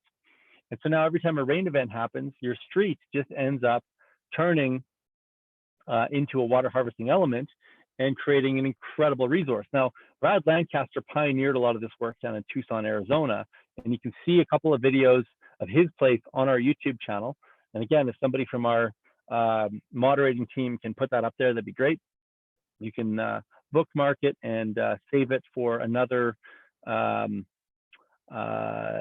day to watch, because probably, I bet no one on here is watching Netflix, but I've been watching this meme pop around, and the meme basically says, I finished Netflix. Well, I have 500 videos on this channel full of information on permaculture that you can engage in if you finish Netflix. But anyhow, Brad Lancaster kind of pioneered a lot of this work, and they did research on mesquite trees. And what they found was that in spite of the fact that stormwater has all sorts of toxins in it, when they studied the tree and the mesquite pods that the tree grew, the toxins didn't end up in the pods. They only ended up in the wood. And so the trees were acting as a bioremediation mechanism, and the pods were providing food for their local community. And so these systems are passive, they don't require energy, and they're absolutely incredibly low tech and productive systems. And so you may be able to do this on a gravel road on your rural acreage, or you may live in a town that already allows you to do this. And this is just another little technique, and it kind of gets your mind thinking about rainwater harvesting. Wicking beds is one of the most read blogs on my website. A few years ago, I wanted to experiment with them, and I couldn't find any good resources on how to build them. And to this day, it is the most read webpage on my website. And so I'd be remiss not to put the link up to on how to build wicking beds if you're interested in them. And so I go through it step by step by step on our webpage, and the folks in the chat will put that link up there for you. Basically, it's just a raised bed garden with a liner in it. You put a pipe into it, you fill it with gravel about 1/3 up.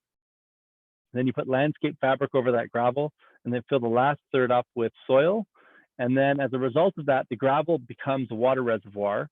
And that water reservoir will percolate water, or through capillary action, push water up into the soil. And so overall, they work really well. I like them where you're putting gardens close to a house, but I don't like them when they get far away from the house, because ultimately you're disconnecting plants from their subsoils, which is where when you disconnect, sorry, I had a brain fart there.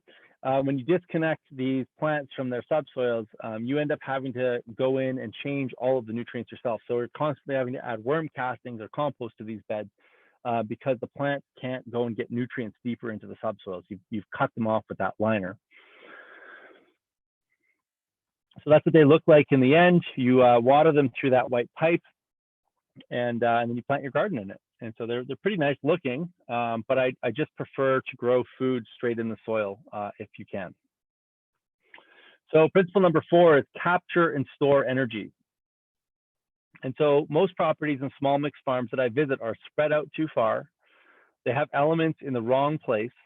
They make up for poor design and labor and drudgery, using machines and diesel fuel, basically.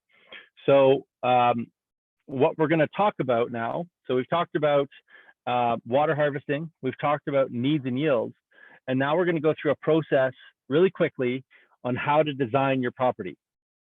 And so the first step you want to do is build a map and understand flow. And I think one of the best ways to do this is Google Earth Pro. And so you can download this for free. And again, the folks in the chat can put a link up to the Google Earth Pro website. You can go get this for free. And what's great about Google Earth Pro, and we've got videos on this on our YouTube channel as well, is that you can learn the 4 tools that are in there. So you've got lines and polygons, image overlay, and pins. It's very, very simple. There's lots of YouTube videos on how to use these. And from there, you can start to map out all the elements on your property. And one of the things I like to do, if you have an existing property that already has some elements on it, is I like to use the path tool to lay out a path between my compost bin and my chicken coop and my greenhouse and my garden.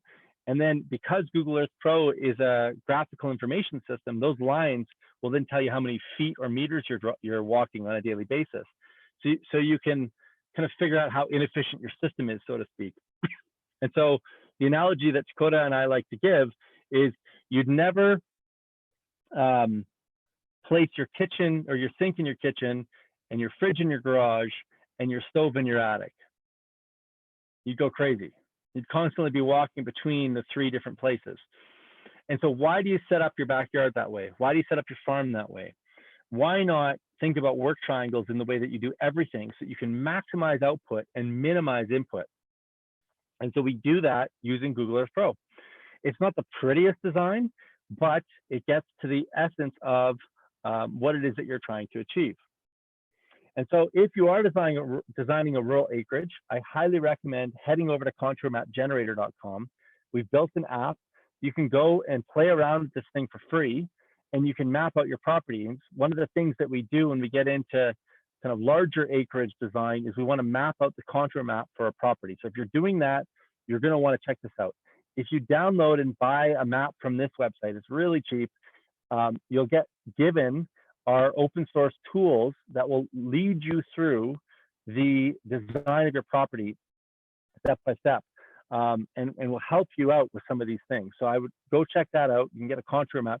This, by the way, when I started my career, a contour map cost anywhere from $6,000 to $8,000. And so this map, which was built by a colleague of mine, mapping tool, has completely democratized mapping. And so you'll want to get one of these for your property. So once you've got your map and you've got Google Earth Pro and you've figured out where your house is because it's got all the satellite imagery, we want to do a sector analysis. So let's just kind of review quickly what we've talked about. We've talked about needs and yields. So what are the needs of every element and what are the yields of every element? We've talked about water harvesting. Now we've got to talk about sectors. And so within every element is going to have specific climatic needs, specific geographic needs. And so a sector analysis allows us to understand how the sun moves through our property. It's going to allow us to understand where there's good view that you want to maintain or where there's views you want to block out, where the wind comes onto our property in the winter, but also in the summer, where the water flows through our property from start to finish, where we walk on a regular basis. And so they're basically, in permaculture, we call these energy flows. And so if you look on the drawing that I've got here, this is a property I did several years ago. So this property had a noise sector because there's a road kind of out towards this area right here. And then we had the winter equinox. So this is the sun angle in the winter time right here. And then we had a view sector that they wanted to see from their pool out in this direction. And then we had the summer equinox, which was basically the sun angle in the summertime because it's much higher in the sky. And then we got this really cool wind map, which described how the wind moved through the landscape. So in part of the season, it came from here, and part of the season from here, and part of the season from here.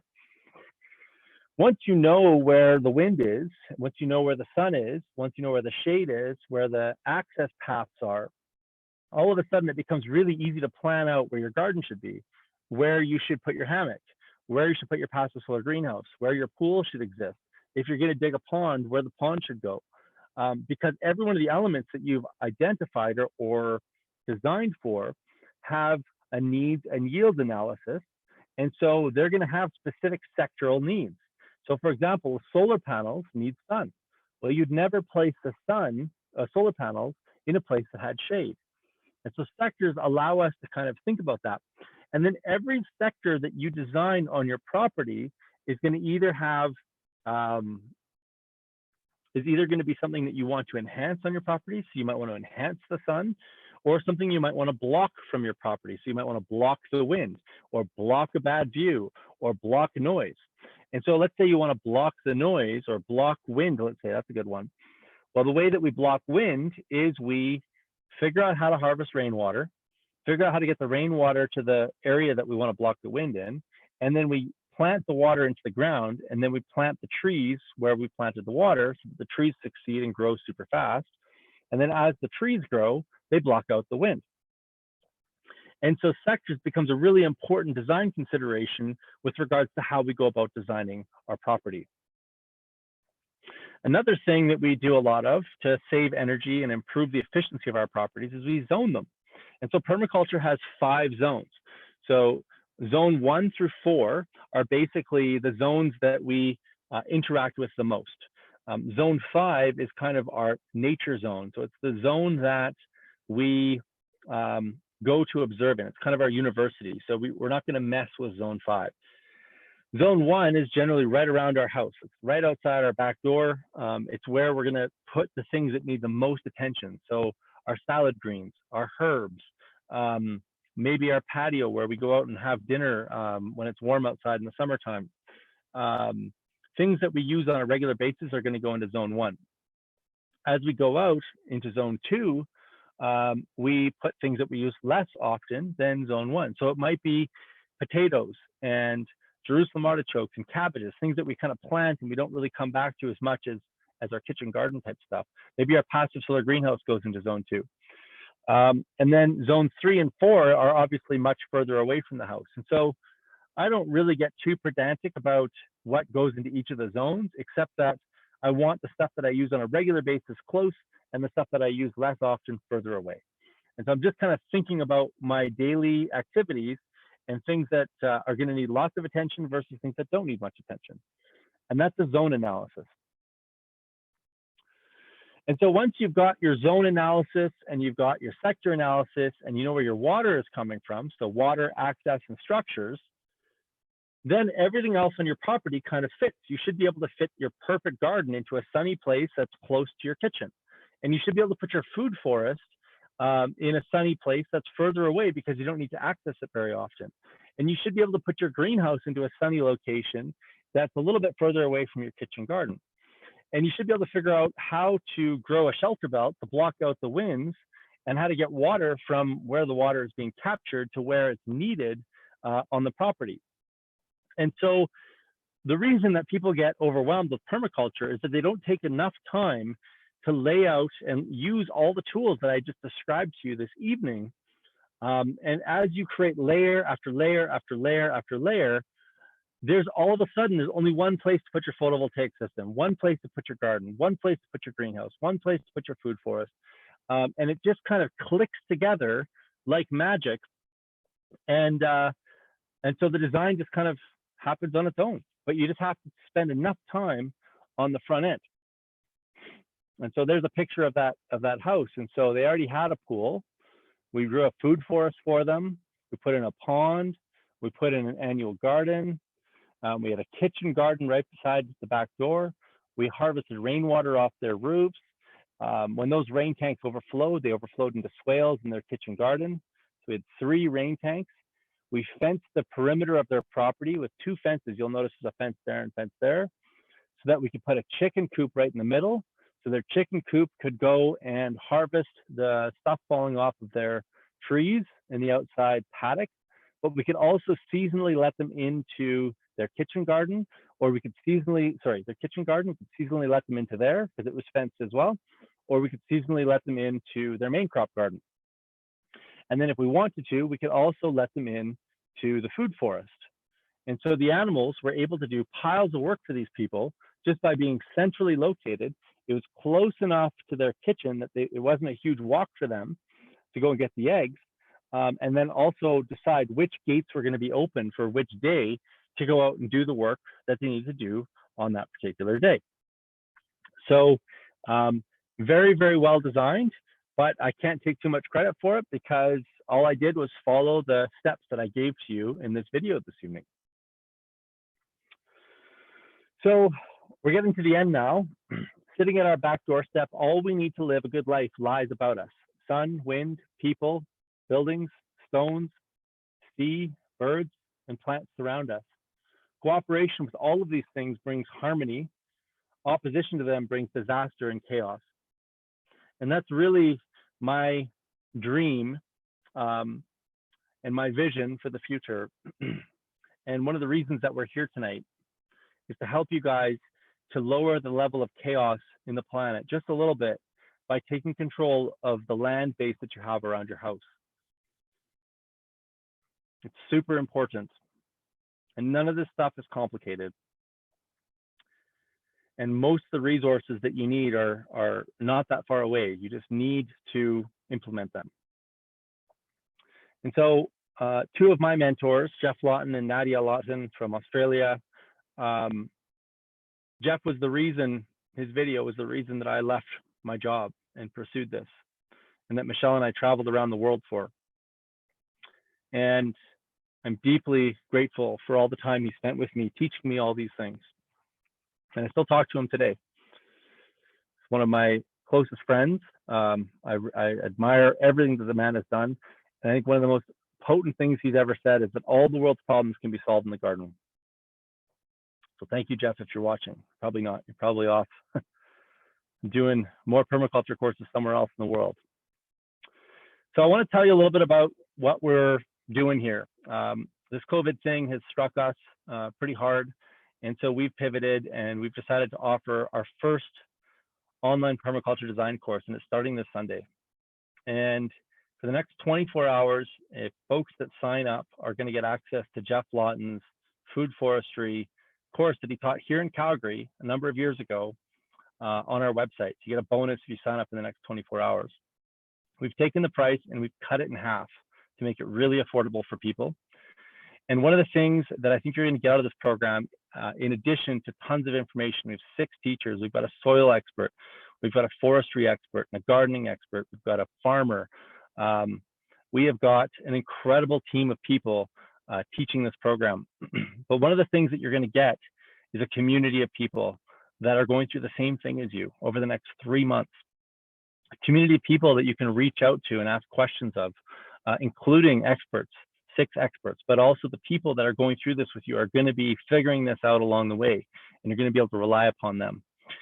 We're going to have a private Facebook group.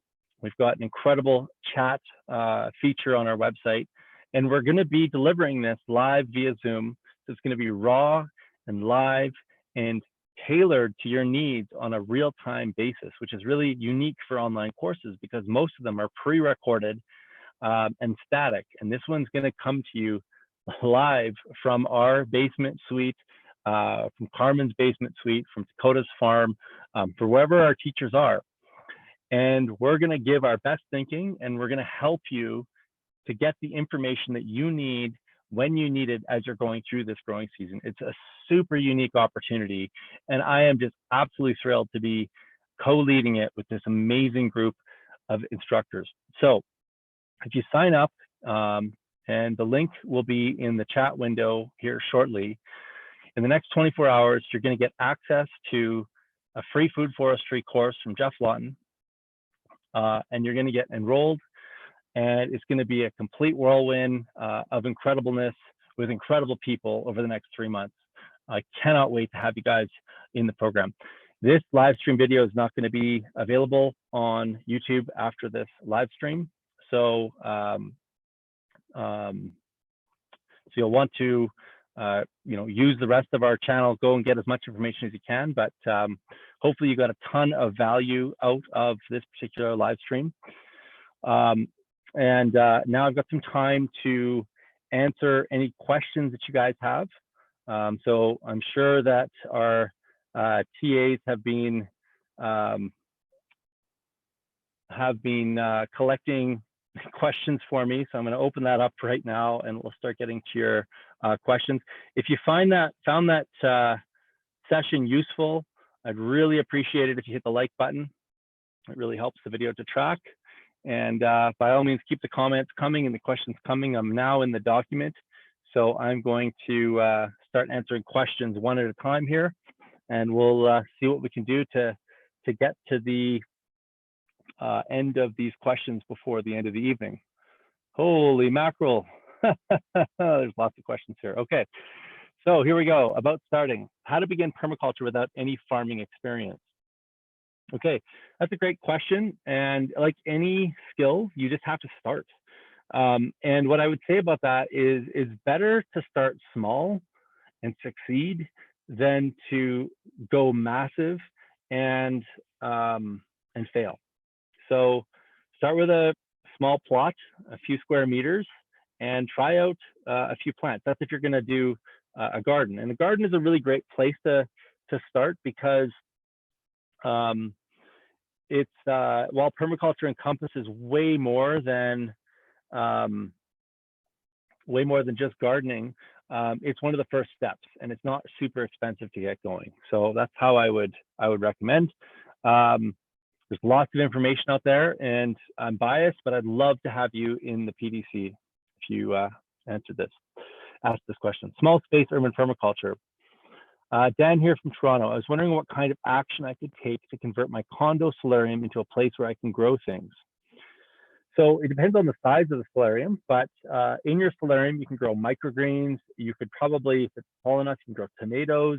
You can grow eggplants, heat-loving crops. And the one thing that I'll say about Toronto in the summertime is it gets pretty hot.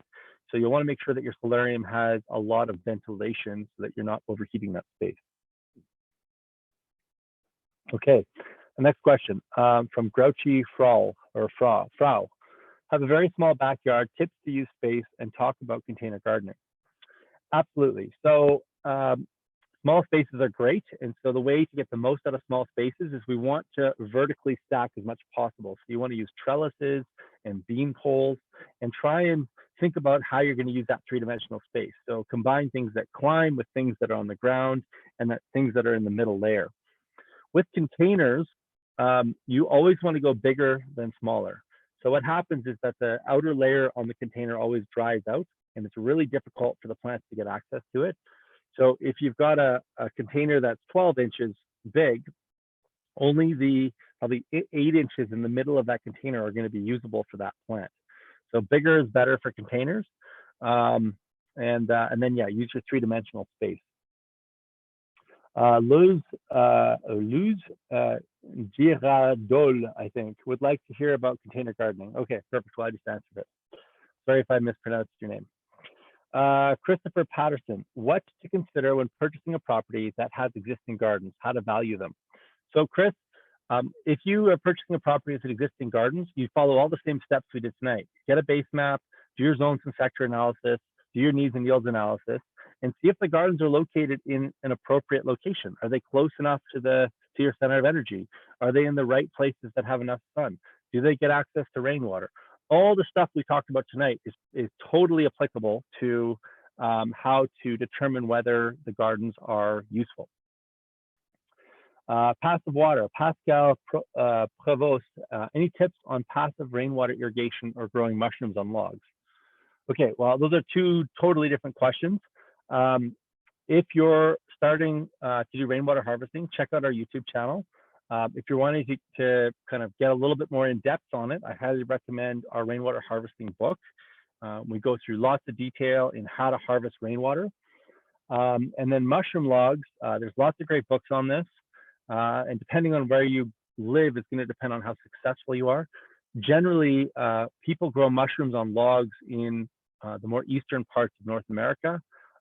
Given that your name is Pascal, you might be in France, which there's lots of good oak and hardwoods out there that you can use for growing mushrooms. So you'll want to figure out where you are and get a few books on growing mushrooms. And there's lots of great books out there. Peter McCoy has written a book called Radical Mycology. Somebody in the chat can put that up there. It's a huge book, but it's really good.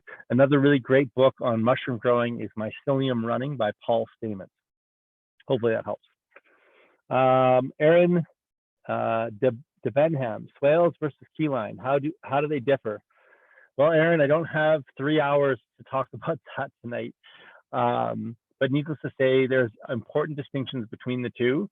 And my recommendation is not to get into the drama between them. So look, you gotta take a very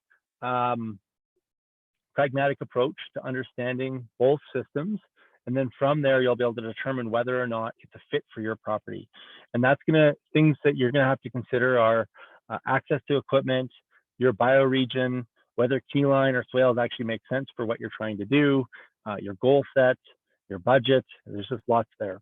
So both of them can be effective systems. It's really going to depend on what it is that you're trying to achieve and all the other questions I just asked. Les K, setting up a new swale and garden bed on lawn.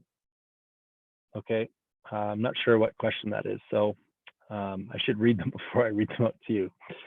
Janelle Settle S. Is there a concern with chemical runoff from the street, curb cuts? Yeah, I think I addressed that in the conversation there. There can be, but what I would argue is that we don't want that chemical runoff ending up in the ocean. So it's better for us to put them into rain gardens and accumulate them here and save our rivers and our oceans from those chemicals. And ideally, it'd be better if we just designed our cars so they didn't emit that nasty stuff. So, yeah. Okay, I answered that question. Christopher Patterson, size considerations for a greenhouse to support 1 or 2 or more people. So we have a 200 square foot greenhouse, and it's probably okay if we designed it a little bit better. It was my first greenhouse. I made a lot of mistakes. I've made a bunch of YouTube videos on all the mistakes I made on my first greenhouse. That's my YouTube channel. It would probably be pretty good. The greenhouse we're looking to build is probably going to be closer to 500 square feet, and that's going to be for Rowan, Naomi, Michelle, and myself. Yeah, 500 square foot greenhouse is kind of where I'm heading personally. But I also live in a pretty cold climate with 100 frost-free days, so I'm not sure which climate you're calling in from. Seeds, Rachel Hooley, where to find, I think that's how you say your name, where to find perennial kale and collards in Canada? Good question. So what it will be perennial based on the type of plant and the region that you live in. So some plants that are perennial in some regions are not perennial in others. And so you'll have to just check different seed sources and join a gardening club, join a permaculture club. Those are all things that I would recommend. There's lots of seed companies out there, although there's not enough. So I think there's actually a great opportunity for someone to start a perennial seed company here in Canada and even in the United States. Okay, so food forest, perennial questions. Michael Holden, can I set up a food forest on the west side of a building, no morning sun, near cameras? Yeah, absolutely. 6 hours is kind of your minimum solar radiation that you want for any kind of garden or forest garden. And more is better. But I have my food forest on an eastern side, so it gets morning sun, but not afternoon sun. And so everything grows slower, unfortunately, but you can absolutely do it. Michael Holden asked another question, where's the best place to buy starter plants for a new food forest? Michael, there's a ton of great plant nurseries out there. And this year it's going to be kind of tough because of COVID, but I would say that if it was earlier in the year, I would get bare rootstock from Bowen's Nursery in Saskatchewan or Tree Time. There's bare rootstock is always about a third of the price. So you're probably too late to get access to that, although they might still have supplies this year given the virus and stuff. So yeah, I like bare rootstock personally. It's way cheaper and the plants tend to do quite a bit better. What can one expect in terms of the cost for starter plants for a food forest? This is Christopher Patterson asking that. It's a great question, and it's going to vary based upon how intense you want to go and the ecosystem that you live in and how much diversity there is that is available to you. I would say like my front yard, which is 50 by 20 feet, it was probably about $3,000 to $4,000 in trees, but that's a 30 to 40 year investment. So that will get better every single year. I'm sure you can do it for less if you learn how to propagate plants, and it'll depend on how quick you want it to go too. Okay, wow, so many questions coming in. Okay, all right. So yeah, if you're interested in food forests, you're going to want to sign up for this course because we've got we're going to teach food forestry in the permaculture design course, but we also have, like I said, that free extra permaculture design video from Jeff Lawton that you get to watch if you sign up in the next 24 hours. So check that out. Pests, Lynn Herthy, what do you recommend for slug management years 1 and 3 while the soil is becoming magical? Well, you might just have to trap some slugs. There's a great saying in permaculture that you don't have a slug problem, you have a duct deficiency. And so you're going to have to learn about slug physiology and figure out what plants and animals, what animals like to eat them. One of the best things you can do with slugs is at the beginning of the season, you want to pull back all the mulch and let the soil dry off first before you plant your garden and mulch them. In a wet season, wet and cold season, it's the wet mulch and the wet soil that allows the slugs to keep growing. So yeah, make sure your soil dries out before you mulch it when you're planting your garden. Nicole Oliver, pest control for voles, mice, gophers, no cats or drugs, city home. I don't know. I'm not sure what the answer for that is because I haven't had to deal with it myself. I would have to do some research, and like this is the thing, guys. Like you'll never know it all, and so every time a problem comes up, I Google it, I look on Wikipedia, I ask questions on live streams like this, and so a lot of research and a lot of questions is how I would take it on. Okay, next question, bushcraft. What will grow in zone D and E in Ontario? Beginner crop. So I'm not familiar with zone D and E in Ontario. I'm not sure. I'd have to look up what your climate zone is. But I do know that if you're in Southern Ontario, pretty much everything grows there. So depends on what zone D and E means in Ontario. Okay, soil compost. Jody Dixon, improved soil. Our urban Calgary site has horrible soil. So Jody, one of my sayings is, if your soil is too sandy, add compost. If your soil is too much clay, add compost. If your soil drains too quickly, add compost. If your soil doesn't drain fast enough, add compost. If your soil needs more nutrient because the plants aren't growing very well, add compost. Compost is this magical thing that makes your soil magical, as Lynn Hurst said. And if you just do that long enough, your soil will naturally improve. So add compost and add plants, and over time it will improve. And if you want compost, Living Soil Solutions is a local Calgary solution that I can recommend. And Mike Dorian, who is our soil expert, is going to be teaching on our permaculture design course as well. Andrea N, asking on behalf of my brother in Windell, BC, looking for ways to deal with clay soil and heavy quackgrass pressure. So quackgrass is always an issue.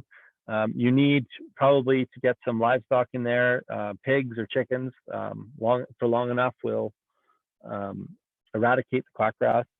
And then, like I just said in the soil thing, keep adding compost. Every year, add lots and lots of compost. Community, when SHTF, which we all know what that means, hits, how to protect the gardens from robbers, great neighbors. What about the milling masses? Tongue in cheek, but serious. Yuki, this is a great question. And one of the reasons that I put so much effort into my newsletter, my blogs, and my YouTube videos, if we don't all get out of this, none of us will. That's the reality. We need to work together. We need to be kind. We need to be empathetic. We need to form permaculture community groups in no matter where you are. We need to start having these conversations in our community. My hope is that through this permaculture design course and through all of the permaculture design courses that I've taught, at the end of every permaculture design course is a section on building strategies for an alternative global nation. It's all about building community. We need to help each other out. We cannot squirrel ourselves away in our basements and not lend a hand. And I feel really strongly about that. So thanks for asking that question. What's the most effective way to get a municipality to allow chickens? Write to your MLA. Organize a group, organize a community group. One of the things that the community groups need to do is name themselves after the political ridings that they live within. So Permaculture Calgary Ward 8, Permaculture Calgary Ward 6. We haven't currently done that in Calgary yet because we're not big enough. But when we start breeding, that's one of the things that I'm going to advocate for within our group, because if it's named after a political riding, your politicians will start showing up uninvited. And you'll never have to tell them what you don't want. You just have to let them show up, join the group, because if they show up and there's 100 people in that group, and they're talking about chickens and composting toilets and food forests and gardens, and they don't know what any of these things are, and they see old and young people, and they see dogs and cats, and they'll recognize that 100 people meeting on a monthly basis represents political death if they don't start voting in your favor. And you never had to protest. So form a community group. That's where we get our power from. And that's where we can start having meaningful conversations, and be polite to your politicians. This is not about us versus them. They're trying to do their job to the best of their ability, and they're looking for us, organized groups, to tell them how to best run their wards or their political ridings. Structures, length acres. How much would it cost to build a house like in that climate, in a climate around Edmonton? Prime directive holistic house system. So it depends on whether you're going to build it or somebody else is going to build it and how big it's going to be. But as a rule of thumb, on the low end, if somebody else is building it for you, $200 a square foot, and that's on the really low end, all the way up to $450 a square foot. So you can kind of do the math on that. So it depends on how much of a role you're going to play in it. Yvonne, David, how would you keep water from freezing? Chicken coop related. There's lots of different strategies to do this. So one is changing the bottle out every day, which is kind of the drudgery version. Another one is to keep a small heater on in the chicken coop. Another one is there are frost-free watering systems available out there. Dakota Cohen on Cohen Farm is experimenting one for some of the larger livestock, but if you set them up right, it would work for chickens as well. And then in the wintertime, some livestock will actually just eat snow. So the other way that you can do it is feed them really wet food. So there's a whole variety of different techniques there. It's going to depend on what resources you have available. Okay, so we've got a whole bunch more questions here, and we're getting to the end of our call. So I'm going to answer a few more of them here. So David Johnson, Google Earth Pro, will it work on a Chromebook? You know, David, I've never checked it out, but if you try it out, send me an email and let me know. Andrea N, recommendations for intercepting water and connecting to soil while working with pure sand. Add compost. Rebecca B, what about chemicals from neighboring farms or roads flowing into our land? Sector mapping related. So you can do shelter belts. You can set up windbreak fences using slabs. Yeah, just try and reduce the amount of wind coming onto your property. If your neighbors are doing a good job, they shouldn't be spraying when it's blowing out. And then maybe sometime in the future, you'll have the opportunity to go and talk to them about it in a polite way. You'll be really careful about those conversations. Cabo, are contour lines the same as key lines? No, they're not. Key lines are typically off contour, but we need a contour map in order to find the key lines. Cabo, how do contour lines differ from contour lines, and how do swales fit in? So swales are on contour and key lines are off contour. Well, kind of. There's typically one key line in a valley, and then we use that key line to determine how to place all the rest of the key lines parallel to the actual key line. I don't have my drawing camera here right now. I will have it for the permaculture design course though, and we will be going over that in quite a bit of detail. It's a bit of a complex conversation. Amanda Burlett, will the course also be recorded in class in case someone misses? Yes, absolutely. So all of the videos are being recorded. They will then go up into the learning management system, which sits on the Verge Permaculture website. And we'll also take all the videos and we're going to tag them with chapters so that they're easy to navigate. So you will be able to catch up if you don't catch all of the live video sessions. How much homework does the course require? So you're going to have to produce a design at the end of it, and you're also encouraged to do some reading on the side. But to give you an idea, when we teach this course normally, it's 2 weeks long. And people at the end of the day typically go away and don't do a heck of a lot of homework until the design project comes. So I would say towards the end of the course, there's going to be more homework. Towards the beginning of the course, there's not very much. Andreas, what are some staples I should put in my new food forest? Any hints on native species? Well, Andreas, I don't know what climate you live in, so it's really hard for me to make that recommendation. So you'd have to tell me more about your climate. Keith Pritchard, how is the scheduling for Zoom calls going to work for the course, i.e. across time zones? Yeah, I mean, basically Zoom automatically figures out what your time zone is and we'll put it into your calendar. So you'll have to check that. Saga, I already have a PDC, but still interested in your offer. What is the added value you give? So Saga, I'm an engineer. And we've also got 5 other instructors that are all professional in their own right. We've got a professional organic farmer, we've got a forester, professional gardener, we've got experts in community. Sarah Dent from Young Agrarians is teaching. Mike Dorian from Living Soil Solutions is teaching. So we have an incredible lineup of teachers. We're all very expert in our cold climate here. And so if you're looking for something that's more specific to cold climate, that's going to be one of the things that we hit on more often. We try and stay very scientific in all of our instruction. And so we stick to the facts, and we try and keep things very simple to implement and pragmatic. I've taken multiple PDCs, and if you've taken a PDC from a non-engineer, which is probably the case, because I think I'm the only engineer out there teaching, and I don't mean that in a bragging way. It's just my style of teaching is either going to fit or it's not. And so if you're looking for that type of technical PDC, you're going to get it in this one. Wolfbird Homestead, did you discuss anything about duckweed systems as a place to dump your excess nutrient? So both Dakota and I have a couple of videos on duckweed that you can check out on YouTube. Dakota is going to be teaching a lot in this program, and we'll go in detail into his duckweed system.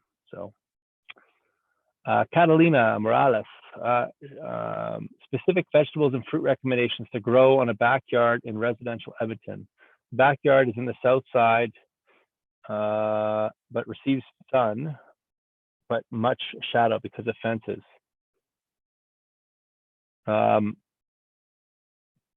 Okay, so whenever you have lots of shade, you're going to want to focus more on greens. So greens do really well in shady locations, and so you should be able to grow most of your salad greens in that place. Generally, things that like more sun, like tomatoes and eggplants, will need a much hotter environment than a shady one. So just something to think about. Okay, I'm just being told that Andreas is in Southern Ontario, and now I gotta go up and remind myself about his question. Okay, what are some staples I should put into my new food forest? Okay, so Ontario is part of the northern tip, or in the northern tip of the Carolinian forest. So the good news is that you could spend a lifetime studying all the plants that are available to you in Southern Ontario. There's literally hundreds. And so the question is going to go back to you is like, what do you like to eat? Because you can grow almost anything there. So what I can do is recommend some books. We're going to talk about a lot of species in the PDC, but Edible Forest Gardens by Dave Jackie is a great book on forest gardens. There's giant volumes. See if I've got it here. Nope, I think I brought it up to the farm already.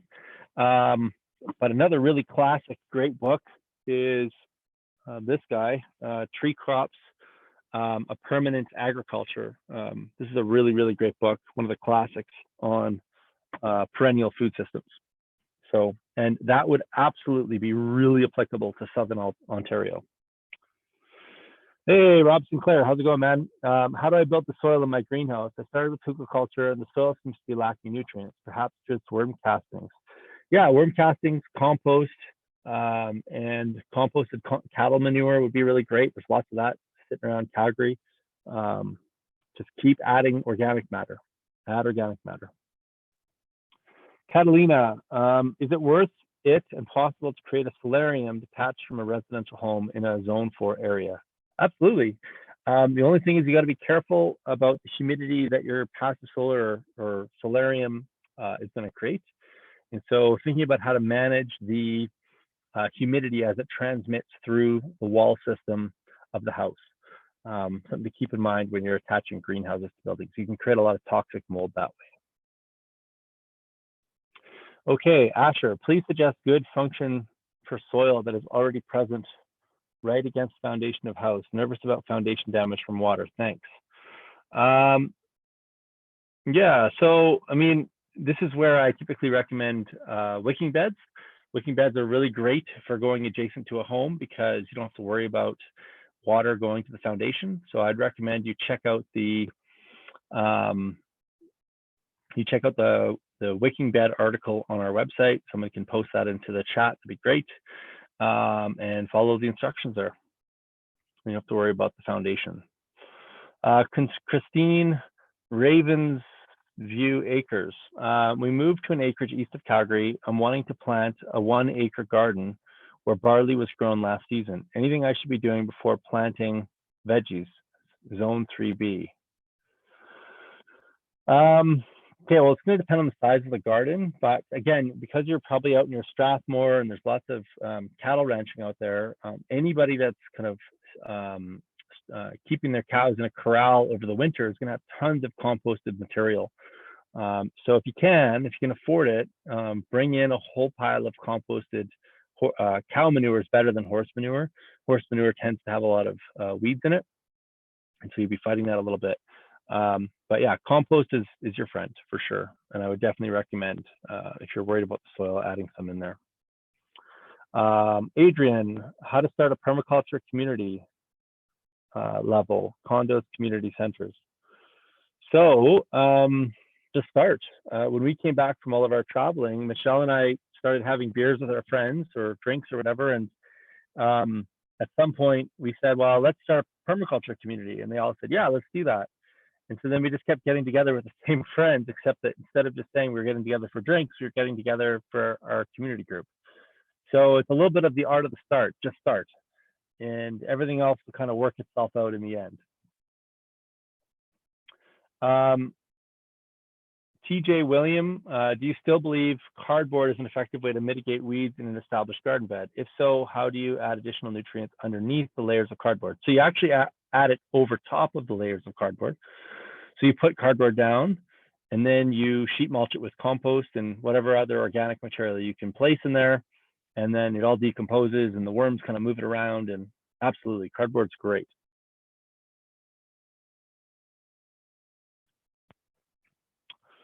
Okay, Michelle is just saying, I think this is actually how to apply permaculture at the community level. So Adrian is asking, how do we apply permaculture at the community level?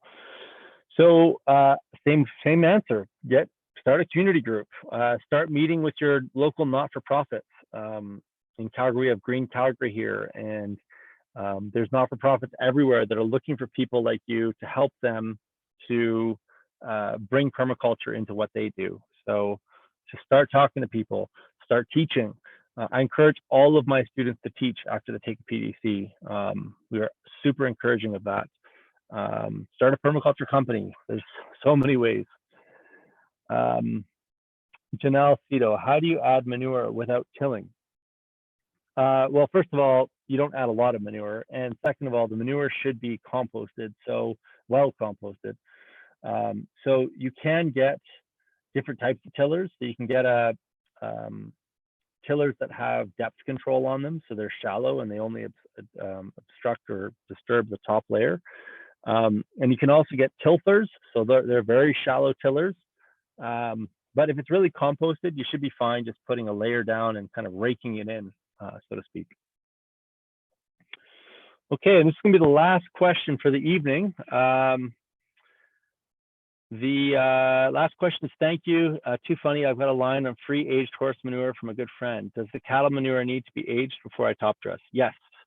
So manure is best when it's being aged and gone through a composting cycle.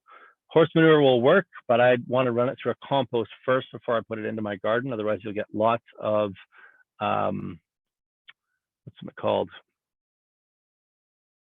Amaranth growing out of it, typically. So something to think about. All right, folks, what a marathon that was. We've gone for almost 2.5 hours here, and I've had a fantastic time with you guys. What a great live stream. We had over 410 people at one point. I'm really hoping that a bunch of you take the plunge and join us in this permaculture design course over the next 3 months. It's going to be an incredible experience to meet like minds, build a community, build your own resilience. One of the things we've been talking a lot about, and I'm going to make a few videos about this coming up, is that at the end of this COVID crisis, think about the number of people that are going to need this knowledge in their lives. There's going to be a huge demand for permaculture designers to go out and design these systems. So when you're sitting in your quarantine, what better way than to retune your life so that when you come out of this, you're going to have a skill set that you're going to be able to use and help your community to become more resilient. If you have any questions at all about the Permaculture Design course, make sure you reach out to us. You can get a hold of us at info@vergepermaculture.ca. For the next 24 hours, we're going to offer the free program with Jeff Lawton on food forestry, which you'll get instant access to once you get onto our website. The course starts this Sunday. It's going to be the first session. It's going to run for 3 months. It's going to be jam-packed with information. It's going to be jam-packed with experts. And it's going to be jam-packed with incredible people just like you who are trying to figure this out as we go along. Let's make the next 3 months super positive. Let's turn off Netflix. Let's turn off the news. And let's get through this together. Thanks so much, guys. I look forward to seeing you in the course. And please reach out if you have any questions. Have a wonderful, wonderful evening.